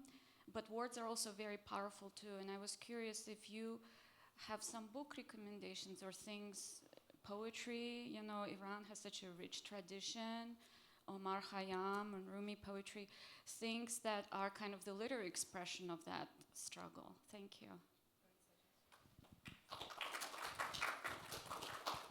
That's another thing, because of all the oppression, we didn't see the art like in 1980s, that the bloodiest time of the Islamic regime right after the revolution, that thousands that were killed. Unfortunately, the art didn't come out. We didn't have this beautiful stuff. And we are seeing this starting to, after the 2019, that more than 1,500 people were killed in the streets of Iran because they protested and they wanted their rights. So since then, people started making these beautiful songs. Right now, Toumai Salehi, one of our rappers, is in jail. He had received that sentence that finally, because of the world defending of him, they stopped, they put that sentencing aside. But all of this music, this arts and poetry is coming out just now, and I'm sure soon it will be translated into English. But people like Masih Halinejad, the famous reporter of ours, wrote books about her life, and I'm sure there are others. Nazanin has a book that I guess you can read. But as we go, I guess more are gonna come out, and they need support. All these artists, these beautiful artists that are here, they need your support, and we appreciate any support you can give. You give us your email address, we'll send you some recommendations. I was going to say also what we could do, we could post, it was a great suggestion, on the IWILL website, we could create a page and link about resources, literature and stuff like that, that they can be. Do you have a question? Yes. So this probably will be our last question. I really appreciate for answering the questions. I have two different questions. First of all, I want to ask you, what is your opinion about the men who are executed in Iran, who were executed in Iran? And last year alone, 850 men were executed inside Iran. And sadly, recently, 29 people, all of them were men, were executed in just one day. Isn't it right to just address this issue as well? I know we are celebrating Mahsa Day and also Women Life Freedom movement, but most Iranian believes this problem rooted in Iranian barbaric Islamic regime. And if get rid of that, all the problem will be solved in one day. And also, I want to mention that you said that 1,000 people were killed before 1979, and they were Marxist-Leninists. But what is your opinion about the Rex cinema that was set fire by Marxist-Leninists, and then they were burned alive, and there were about 300 people burned alive in that day? Thank you. First of all, I said 1980s. I didn't go back to the Shah regime, but under Cinema Rex now came out all the documentation that actually the Islamists did the burning, not the leftists. That's another thing. And I agree with you that all these executions of men are very wrong, and all of us as activists in other arenas, we do work against the execution, and we want it to be abolished. And that's why, as a Victim Families for Transitional Justice, one of the things we are doing is to oppose executions. Just as you said, just in August, 90 people were executed. That is not accepted.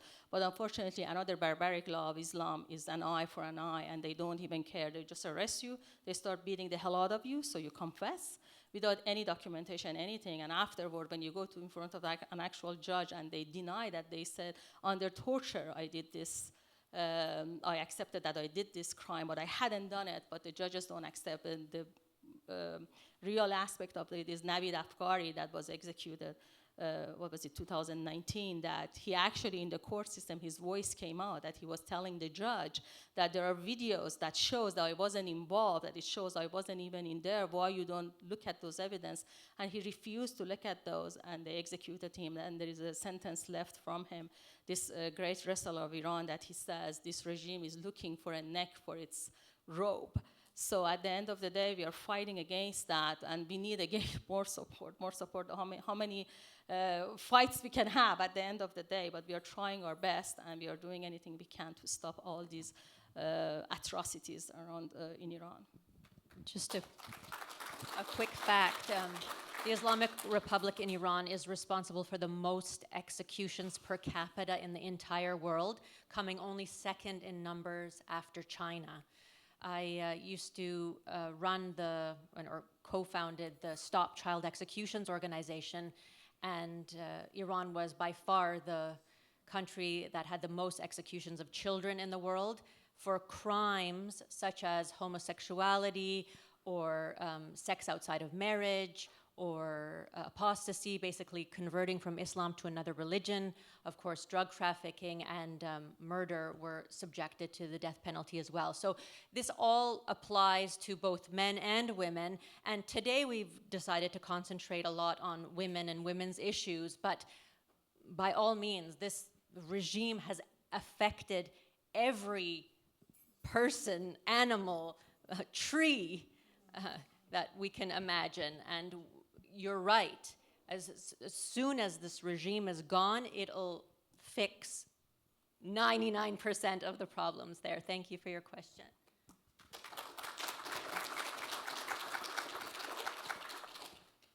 Lawdan, there is a comment and a question for you, acknowledging your bravery, and this person wants to know where your bravery comes from.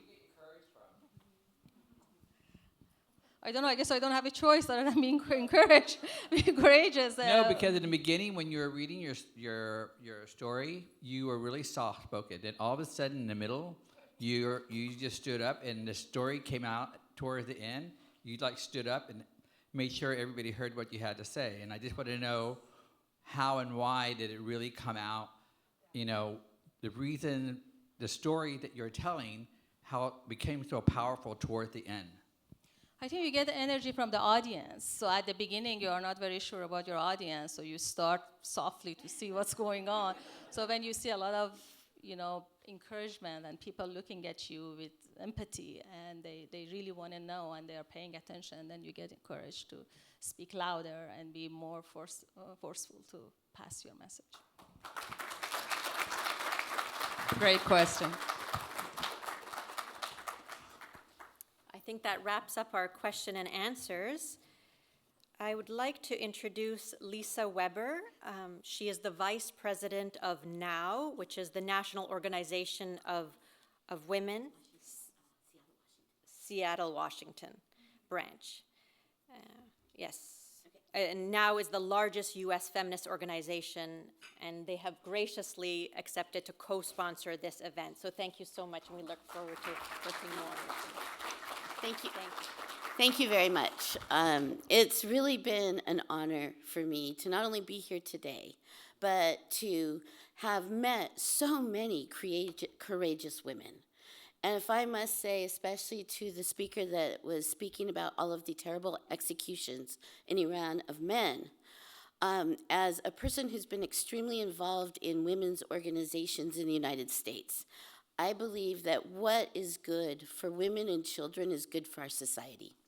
And so I believe when we get rid of gender apartheid everywhere, our society is better. When women are educated and allowed to be educated, we know that that's better for our communities, just in general. So this is why I'm against things like child marriage, right? And I'm all for women and supporting women who are fighting for the rights that they believe that they deserve as a human being. And when I met this group of women, mostly expatriates from Iran and first generation, I met some of the most courageous people I've ever met. And it's because it's not only themselves, but it's their families that are behind them, and many of them still have family in Iran. And I'm like, wow, you know, aren't you afraid? And they are like, if I don't, my family's told me if I don't speak up, then we have no voice, because they have no voice there. So I can have my voice here. And the fact that their families are supporting them makes me like very, very happy to be part of this. I also believe that a lot of our struggle is always expressed and illustrated through our artists. It's been the way through many different revolutions and things through history. And I will say, like with the civil rights movement in the United States, who was there to support the Black Americans? It was the Native Americans, of which I'm one. I am Samish, Coast Salish. It was the Jewish Americans. It was the people who are marginalized in their groups that got together and found out we were stronger together. And that is why I'm so happy to be an ally to women like anywhere. But the expatriates from Iran and Afghanistan that are here in my community and want to do what they absolutely can to help their own communities is important. But I had the wonderful opportunity to ask some questions of the artist Elham Modarresi, thank you very much. The young woman who almost died when she was imprisoned for her protests. And she is an artist in Iran. She was an artist in Iran. And she was very brave. Like, she went out of her comfort zone where she was an artist and she was okay and she was making a living and doing okay. And she demonstrated and said, you know, we need more.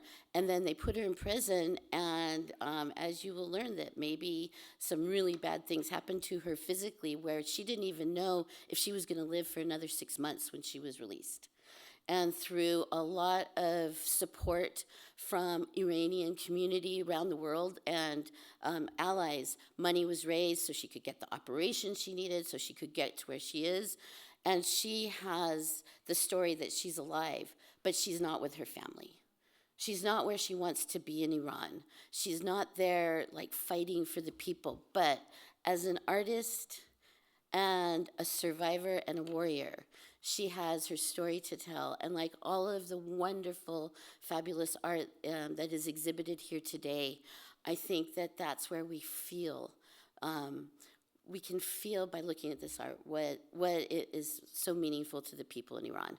And I am so happy that I have had this opportunity, and I'm looking forward to more people being able to experience the art of I want to call this like an internal revolution. It may not be on the streets, but it's in the hearts of the community. So I believe that we are going to be seeing an interview with Elham, and it was an honor. Thank you very much. So Elham is got extremely strong values of what she believes in and is extremely brave. So through translator, we will be asking her some questions today. So Elham, why share your story publicly when it's easier to stay silent? الهام، امروز دسته سوالهایی رو میپرسیم. چرا تصمیم گرفتی که داستانت رو مردم در میون بگذاری در حالی که ساکت بودن شاید خیلی آسون تر باشه؟ ساکت موندن برای آدم بی غیرت و ترسو راحته، نه برای کسی که ظلم و ستم رو میبینه و قلبش واسه انسانیت و حقوق انسانی میتپه. مثل این میمونه که یه چاقو توی قلبم فرو کرده باشم و شما بگی که ساکت بودن راحته. نسبت به چی راحت تره؟ Staying silent is easy for a cowardly and indifferent person, not for someone who witnessed injustice and whose heart beats for humanity and human rights. It's like having a knife stabbed into my heart, and you're telling me that staying silent would be easier. Easier compared to what? What would you like to share about your time in prison? چی دوست داری در مورد دورانی که در زندان بودی با ما در میون بگذاری؟ جدا از آثار شکنجه‌ای که رو تن یه دختر زیر سن 18 سال بود تا یه زن 70-80 ساله، چیزی که توجه منو خیلی جلب کرد این بود که اطلاعات هر هفته می اومد، آمار داروها رو میگرفت، آمار همه چی رو میگرفت، دوربینایی که مدام 24 ساعت بالا سرمون روشن بود ما رو چک میکردن. هر هفته می اومدن آمار میگرفتن که ببینن چند نفر درگیر داروی افسردگی شدن و چند نفر دارن ضعیف‌تر میشن. جدا از اون بازی روانی که ما رو دوچارش میکردن و اختلاف مینداختن بین بچه ها و میگفتن تجمع بیشتر از 3 نفر نباید باشه، گاهی بیشتر از 2 نفر هم نمیتونستن باشن. مثل یه موجودی که میندازیش داخل شیشه و درش رو میبندی و منتظر میمونی که ببینی کی از نفس میافته و جونش رو از دست میده. What was very interesting to me was that the intelligence service were coming every week and they were getting a statistic to see who is taking what kind of medication, how many more people are depressed and taking antidepressant. They had cameras that they were open 24 hours and they were checking us constantly and watching us. They wouldn't allow more than 3 people to get together. Sometimes even gathering of 2 people were not allowed, and they were constantly watching us. So we were feeling like animals that you're trapping them inside a glass jar and you're just watching them from outside, waiting for them to die. And this is besides seeing that they have been beaten, the girls that they were under 18 and the women older than 70 years old, and they were beaten and blackened. And these are aside all the atrocities that I have seen. Wow. Why were you released from prison? چی شد که تو رو از زندان آزاد کردن؟ به قید وثیقه 5 میلیاردی و برای طول درمان، چون من داخل زندان 70% کبدم و از دست داده بودم و سیروس شده بود و با قرار ممنوع خروجی از کشور تا قرار دادگاه آزادم کردن به طور موقت. After I developed cirrhosis in the prison and I lost 70% of my liver, they did let me go on a bail of approximately $100,000 and they put a travel ban and they let me go for my medical treatment. So were you, I know from what I have read about you online that you did make it to Turkey. Can you let us know a little bit about how that happened and about your stay there? من از اونچه که در سوشال میدیا در مورد تو خوندم میدونم که خودتو به ترکیه رسوندی. میتونی مقدار توضیح بدی که در ترکیه چه گذشت و عملت اونجا چطور بود؟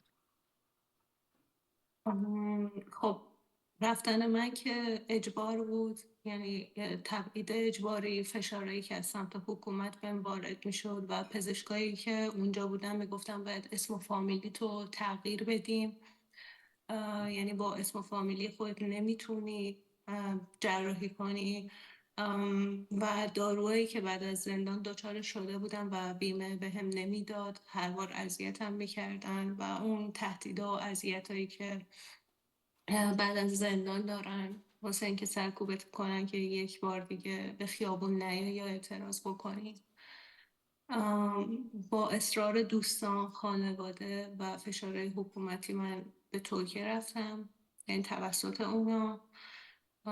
بعد از ترکیه هم که خیلی شرایط دشواری و همراه خانواده گذروندم. خیلی موقعیت ترکیه اکونومیش بده و اونجا هم خیلی توی فشار بودم تا زمانی که پیوند کردم و هنوز 3 ماه نگذشته بود از پیوندم، باز هم به اصرار دوستان و خانواده راهی کانادا شدم. I was actually forced to leave and go to Turkey. It was like forced living because of all the pressure that the government was putting on me. The medical doctors were refusing to treat me. They were telling me that I have to change my name, otherwise they're not going to treat me. I was not receiving my medications. Every time I wanted to to go and purchase my medications, the insurance would create lots of problems and they didn't want to give it to me. And I was constantly being the intelligence service was bothering me and they were threatening me. So even after I was released, because they're trying, even after they release you from the prison, they continue their tortures and their pressure on you because they want to make sure you won't go back to the streets to protest. So finally, because of the insistence of my friends and my family, I left to Turkey. In Turkey, I had really difficult time. The economic situation in Turkey is really bad and I was under a lot of pressure. And after my surgery, only after 3 months after my surgery, again with the pressure of my family, I left Turkey to Canada. This is an incredible story. I'm very happy that you had the support and made it to Canada. Please tell me what you would like the people in Canada and in the United States to know about what the Iranian government is doing to women and girls since the killing of Mahsa. لطفاً به من بگو که دوست داری مردم آمریکا و کانادا چه بدونن در مورد اینکه رژیم ایران چه بلاهایی داره به سر زنان ایرانی و مردم ایران میاره. من فکر کنم که توی این 2 سال اخیر مردم دنیا همه چیز رو راجع به ایران و اتفاقاتی که داره میفته میدونن. فقط درخواستم اینه که زیر این بایکوت خبری و فیلتری که مردم ایران شدن صداشون باشن، حمایتشون کنن برای رسیدن به آزادی و دموکراسی. یعنی ما فقط صدا نمیخوایم، میخوایم توی عمل کنارمون باشن و نذارن این صدا خاموش بشه. I think in the past 2 years, people heard the voices of Iranians and they know what they want. What I'm asking is that watch for them because of all the filterings in Iran of the social media and the boycott of the mainstream media, that they are not talking about the situation in Iran because of everything else that is going on in the world and because of the appeasement policies. So I want to make sure that they will be the voice of the Iranian people, not only with the words, but they actually stand with Iranians in actions. Thank you. Do you think there can be democracy for women and girls in Iran without regime change? آیا تو فکر میکنی که مردم ایران میتونن دموکراسی داشته باشن و به آزادی برسن بدون اینکه رژیم ایران تغییر بکنه؟ هرگز. آزادی در ایران، نه تنها در ایران بلکه خاورمیانه، با وجود نظام مستبد جمهوری اسلامی و حامیان این نظام فاسد امکان پذیر نیست. هرگز. I'm sorry. Never. Freedom in Iran and the Middle East is not possible with the existence of the oppressive Islamic regime of Iran and its corrupt supporters. Thank you so much for being so brave and honest. It has been really important for someone like me in the United States to actually be hearing from someone, a woman who has been in Iran recently and has gotten out with their life, even though your circumstances were so dire. What I would like to know, and I'm sure a lot of other people in this room would like to know, is what can we do as individuals in both Canada and the United States to help freedom and democracy in Iran? میخوام ازت تشکر کنم به خاطر صداقتت و به خاطر شجاعتت که چقدر آزادانه صحبت میکنی و با شهامت داستانی که به سرت اومده میگی. برام خیلی جالبه که یک زنی که تازه از ایران اومده اینجور قوی باشه و این داستان‌ها رو بگه. من شخصا دوست دارم بدونم که تو فکر می‌کنی که ما مردم آمریکا و کانادا چه کاری از دستمون برمیاد برای کمک به مردم ایران؟ اگر کانادا و ایالات متحده آمریکا میخوان کاری واسه دموکراسی و آزادی مردم ایران انجام بدن، کافیه که چشمشون رو روی حق و حقوق مردم ایران نبندن و با نظام فاسد و مستبد جمهوری اسلامی منافع خودشون رو دنبال نکنن. چرا که از معامله با این رژیم وطن فروش نه تنها به پولی به مردم ایران نمیرسه، بلکه همون سود از معامله با این رژیم فاسد بر علیه انسانیت و حقوق انسانی مردم ایران و دنیا استفاده خواهد شد. Suppose Canada and the United States truly want to support freedom and democracy in Iran. In that case, they must ignore the rights of the Iranian people. They must not ignore the rights of the Iranian people or prioritize their own interests by engaging with the corrupt and oppressive regime of the Islamic Republic. This is because the profits from the dealings with the treacherous regime will not benefit the Iranian people. Rather, those profits will be used against humanity and the human rights of the people of Iran and the world. به حقوق بشر زمانی ارزشمنده که با وسوسه‌های جمهوری اسلامی کنار نیاییم و خللی در اجرای حقوق انسانی اتفاق نیفته و با شیطان معامله نکنیم. اگر مجریان حقوق بشر امروز خریده بشن، نادیده گرفته بشن و یا قدرتی بالاتر از حقوق بشر بتونه منفعت خود رو نسبت به آواره شدن انسان‌ها ترجیح بده، از همینجا سقوط انسانیت در تمام دنیا اتفاق میافته و هیچ کس در امان نخواهد بود. دشمن انسانیت فقط با تفنگ و موشک حمله نمیکنه، بلکه با اطاعت کردن از دولت مردان هم هست و در نهایت دو انتخاب بیشتر وجود نداره. یک اینکه منفعت خود و سودی که از به تاراج رفتن ایران به دست میاد و دنبال کنن. راه دوم پایبندی به حقوق بشر و تحریم دولت‌های دیکتاتور و حامیان اونها. Commitment to human rights is valuable only when we resist the temptations of the Islamic Republic and ensure that no compromises are made in enforcing human rights, avoiding deals with the devil. If the enforcers of human rights are bought or ignored, or if a power higher than human rights places its own interest above the displacement of human beings, we will witness the collapse of humanity worldwide, and no one will be safe. The enemy of humanity does not attack only with the guns and missiles, but also through compliance with politicians. Ultimately, there are only two choices: either to pressure one's own interest and to pursue one's own interest and the profit granted from the plunder of Iran, or to remain committed to human rights and sanction dictatorial governments and their supporters.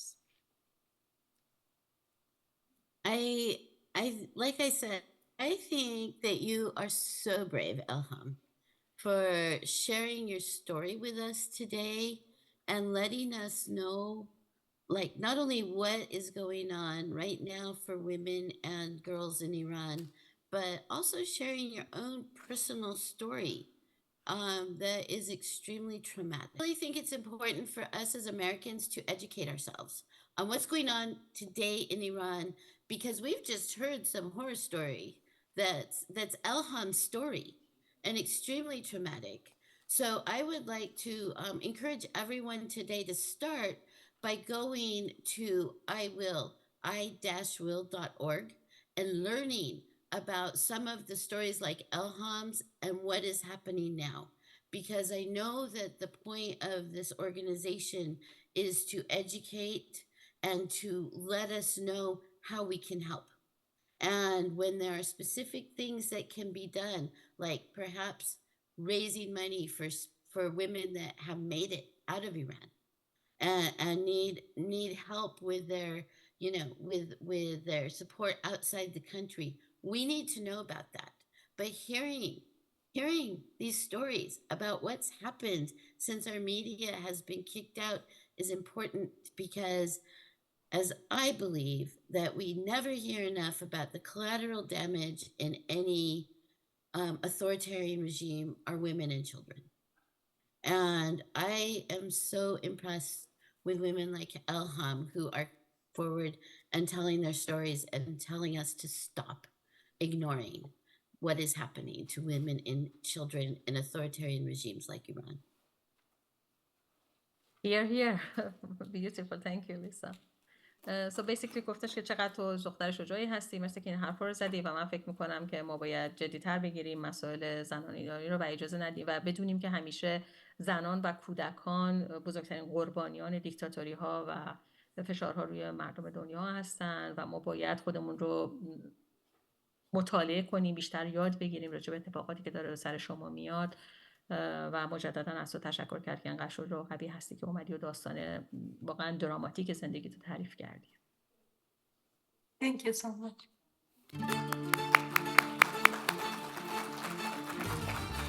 Thank you, Lisa, for conducting that interview, and to, of course, Elham. I had the honor of hugging her, welcoming her to Canada for the first time when she landed. And she's a real freedom fighter. If you would like to continue to support her, her art is exhibited there. You can purchase her art. She also has a GoFundMe page that you can probably find on the IWILL website. We will now hear again from Farnaz. She'll tell her personal story, and then we'll have the call to action and wrap things up. Thank you.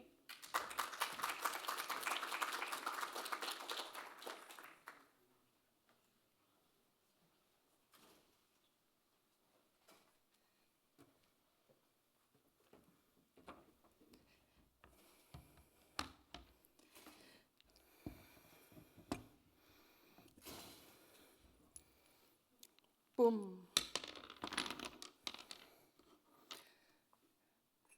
This has broken in the kiln. Something never happened in our workshop. This is Khoda Noor, the second Khoda Noor I made. The first one didn't have enough room to chain his hands, but I made the right one, perfectly right one. And it has broke and caused to break a lot of other pieces of my classmates. Sorry. Listen to my internal revolution now. 1979, I'm sorry. A 10-year-old innocent girl whose father passed away few months before. Lost and confused, with a scared mom who didn't know how to stop her children from going to the street for the revolutionary movement.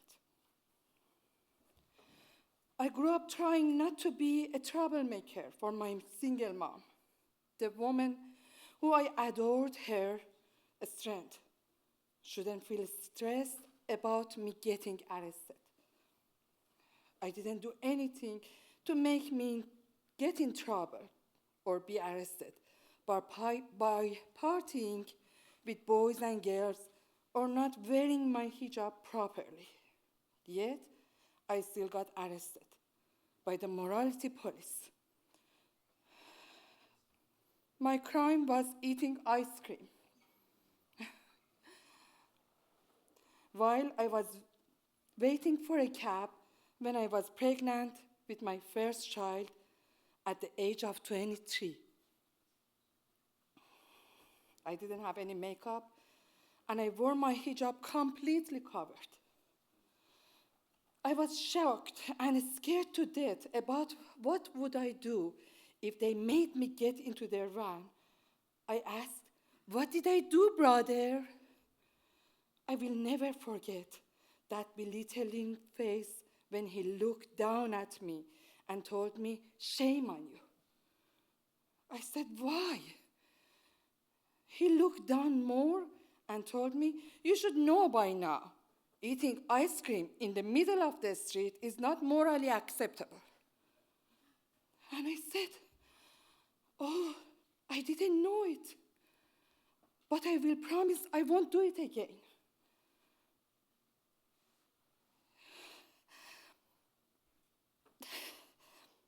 You may not believe I'm still not comfortable licking my ice cream in the public.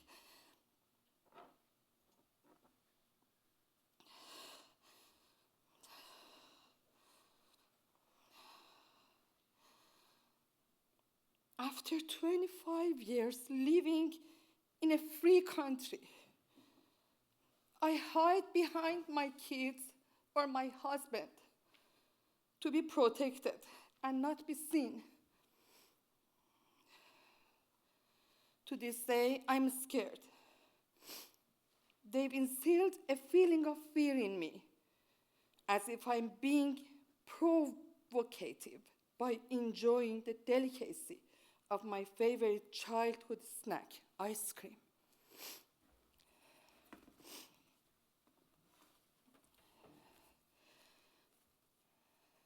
And these arts,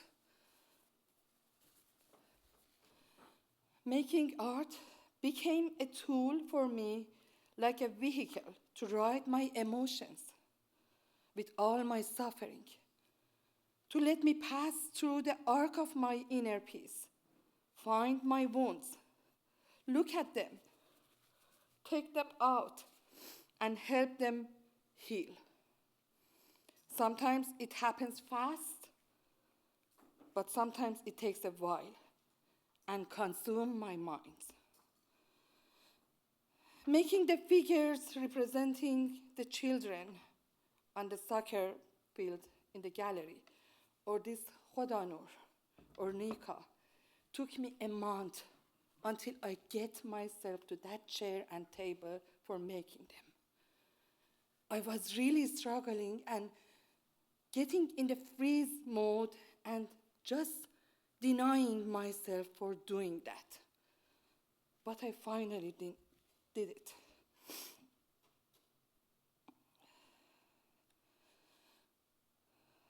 Art became my transformative healing process. I reconnect to my true nature and got to know myself better in this breathtaking process of 10 years of excruciating challenges on finding myself and becoming to my lost self, to that scary girl. Now I can call myself an artist and a Shirzan.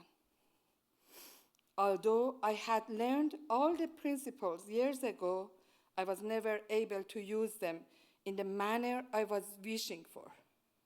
That's how I can relate my art to all the pressure I have suffered from my teenage years to now, even here in the land of freedom. Thank you.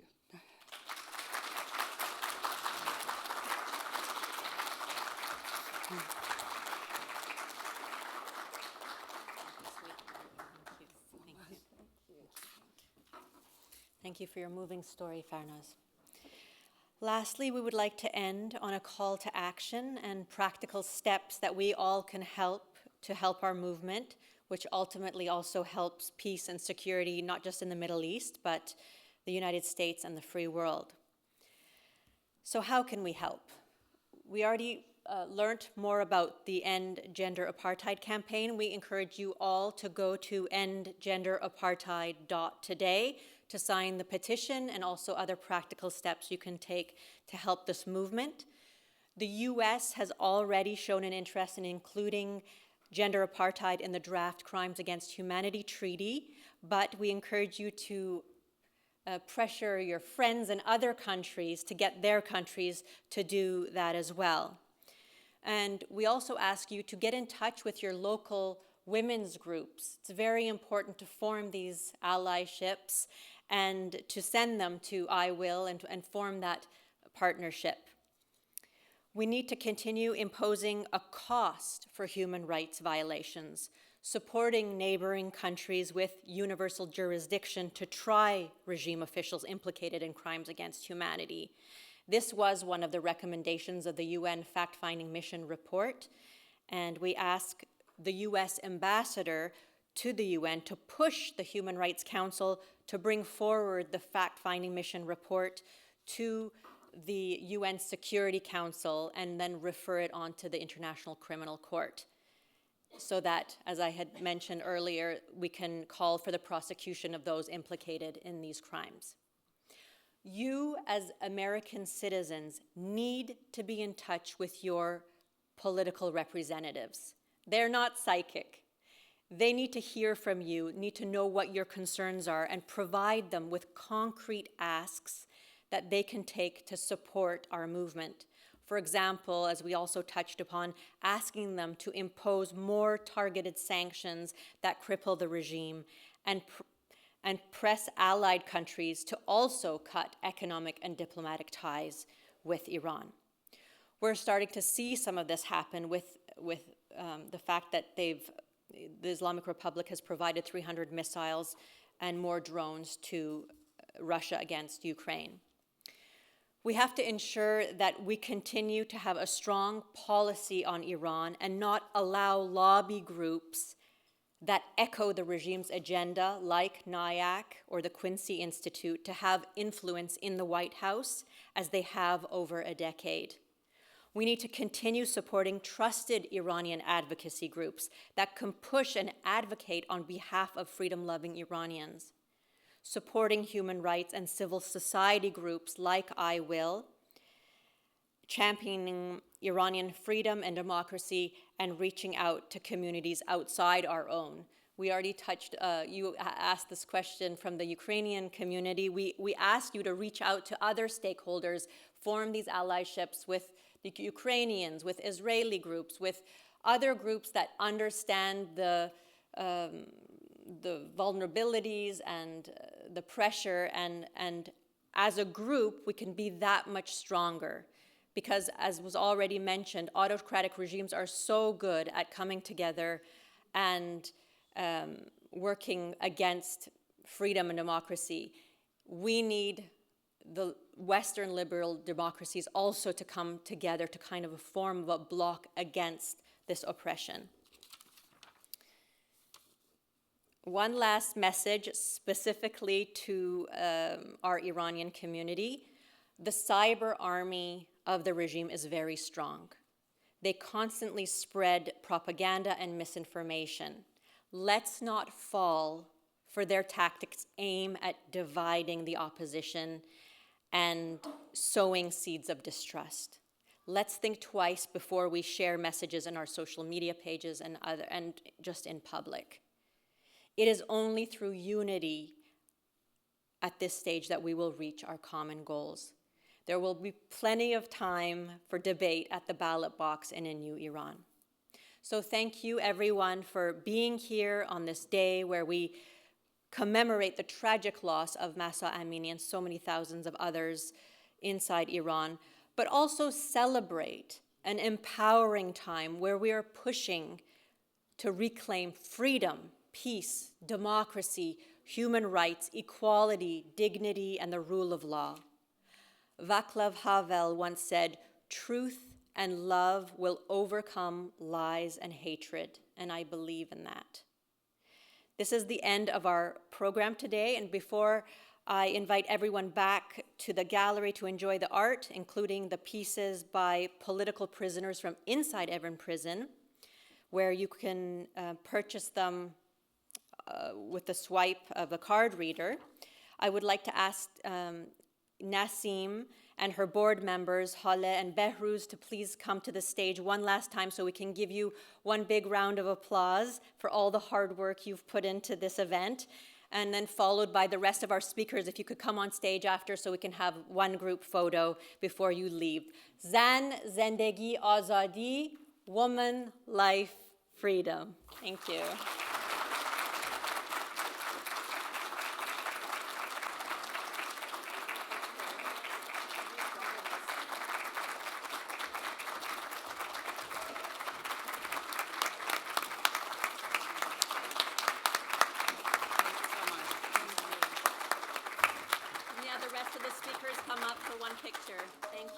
برای توی چه رقصیدن برای ترسیدن به وقت بوسیدن، برای خواهرم خواهرت خواهرامون، برای تغییر مغزها که پوسیدن، برای شرمندگی برای بی‌پولی، برای حسرت یک زندگی معمولی، برای کودک زبالگرد و آرزوهاش، برای این اقتصاد دستوری، برای این هوای آلوده، برای ولیعصر و درخت‌های فرسوده، برای پیروز و احتمال انقراضش، برای سگ‌های بیگناه ممنوعه، برای گریه‌های بیوقفه، برای تصویر تکرار این لحظه، برای چهره‌ای که میخنده، برای دانش آموزا، برای آینده، برای این بهشت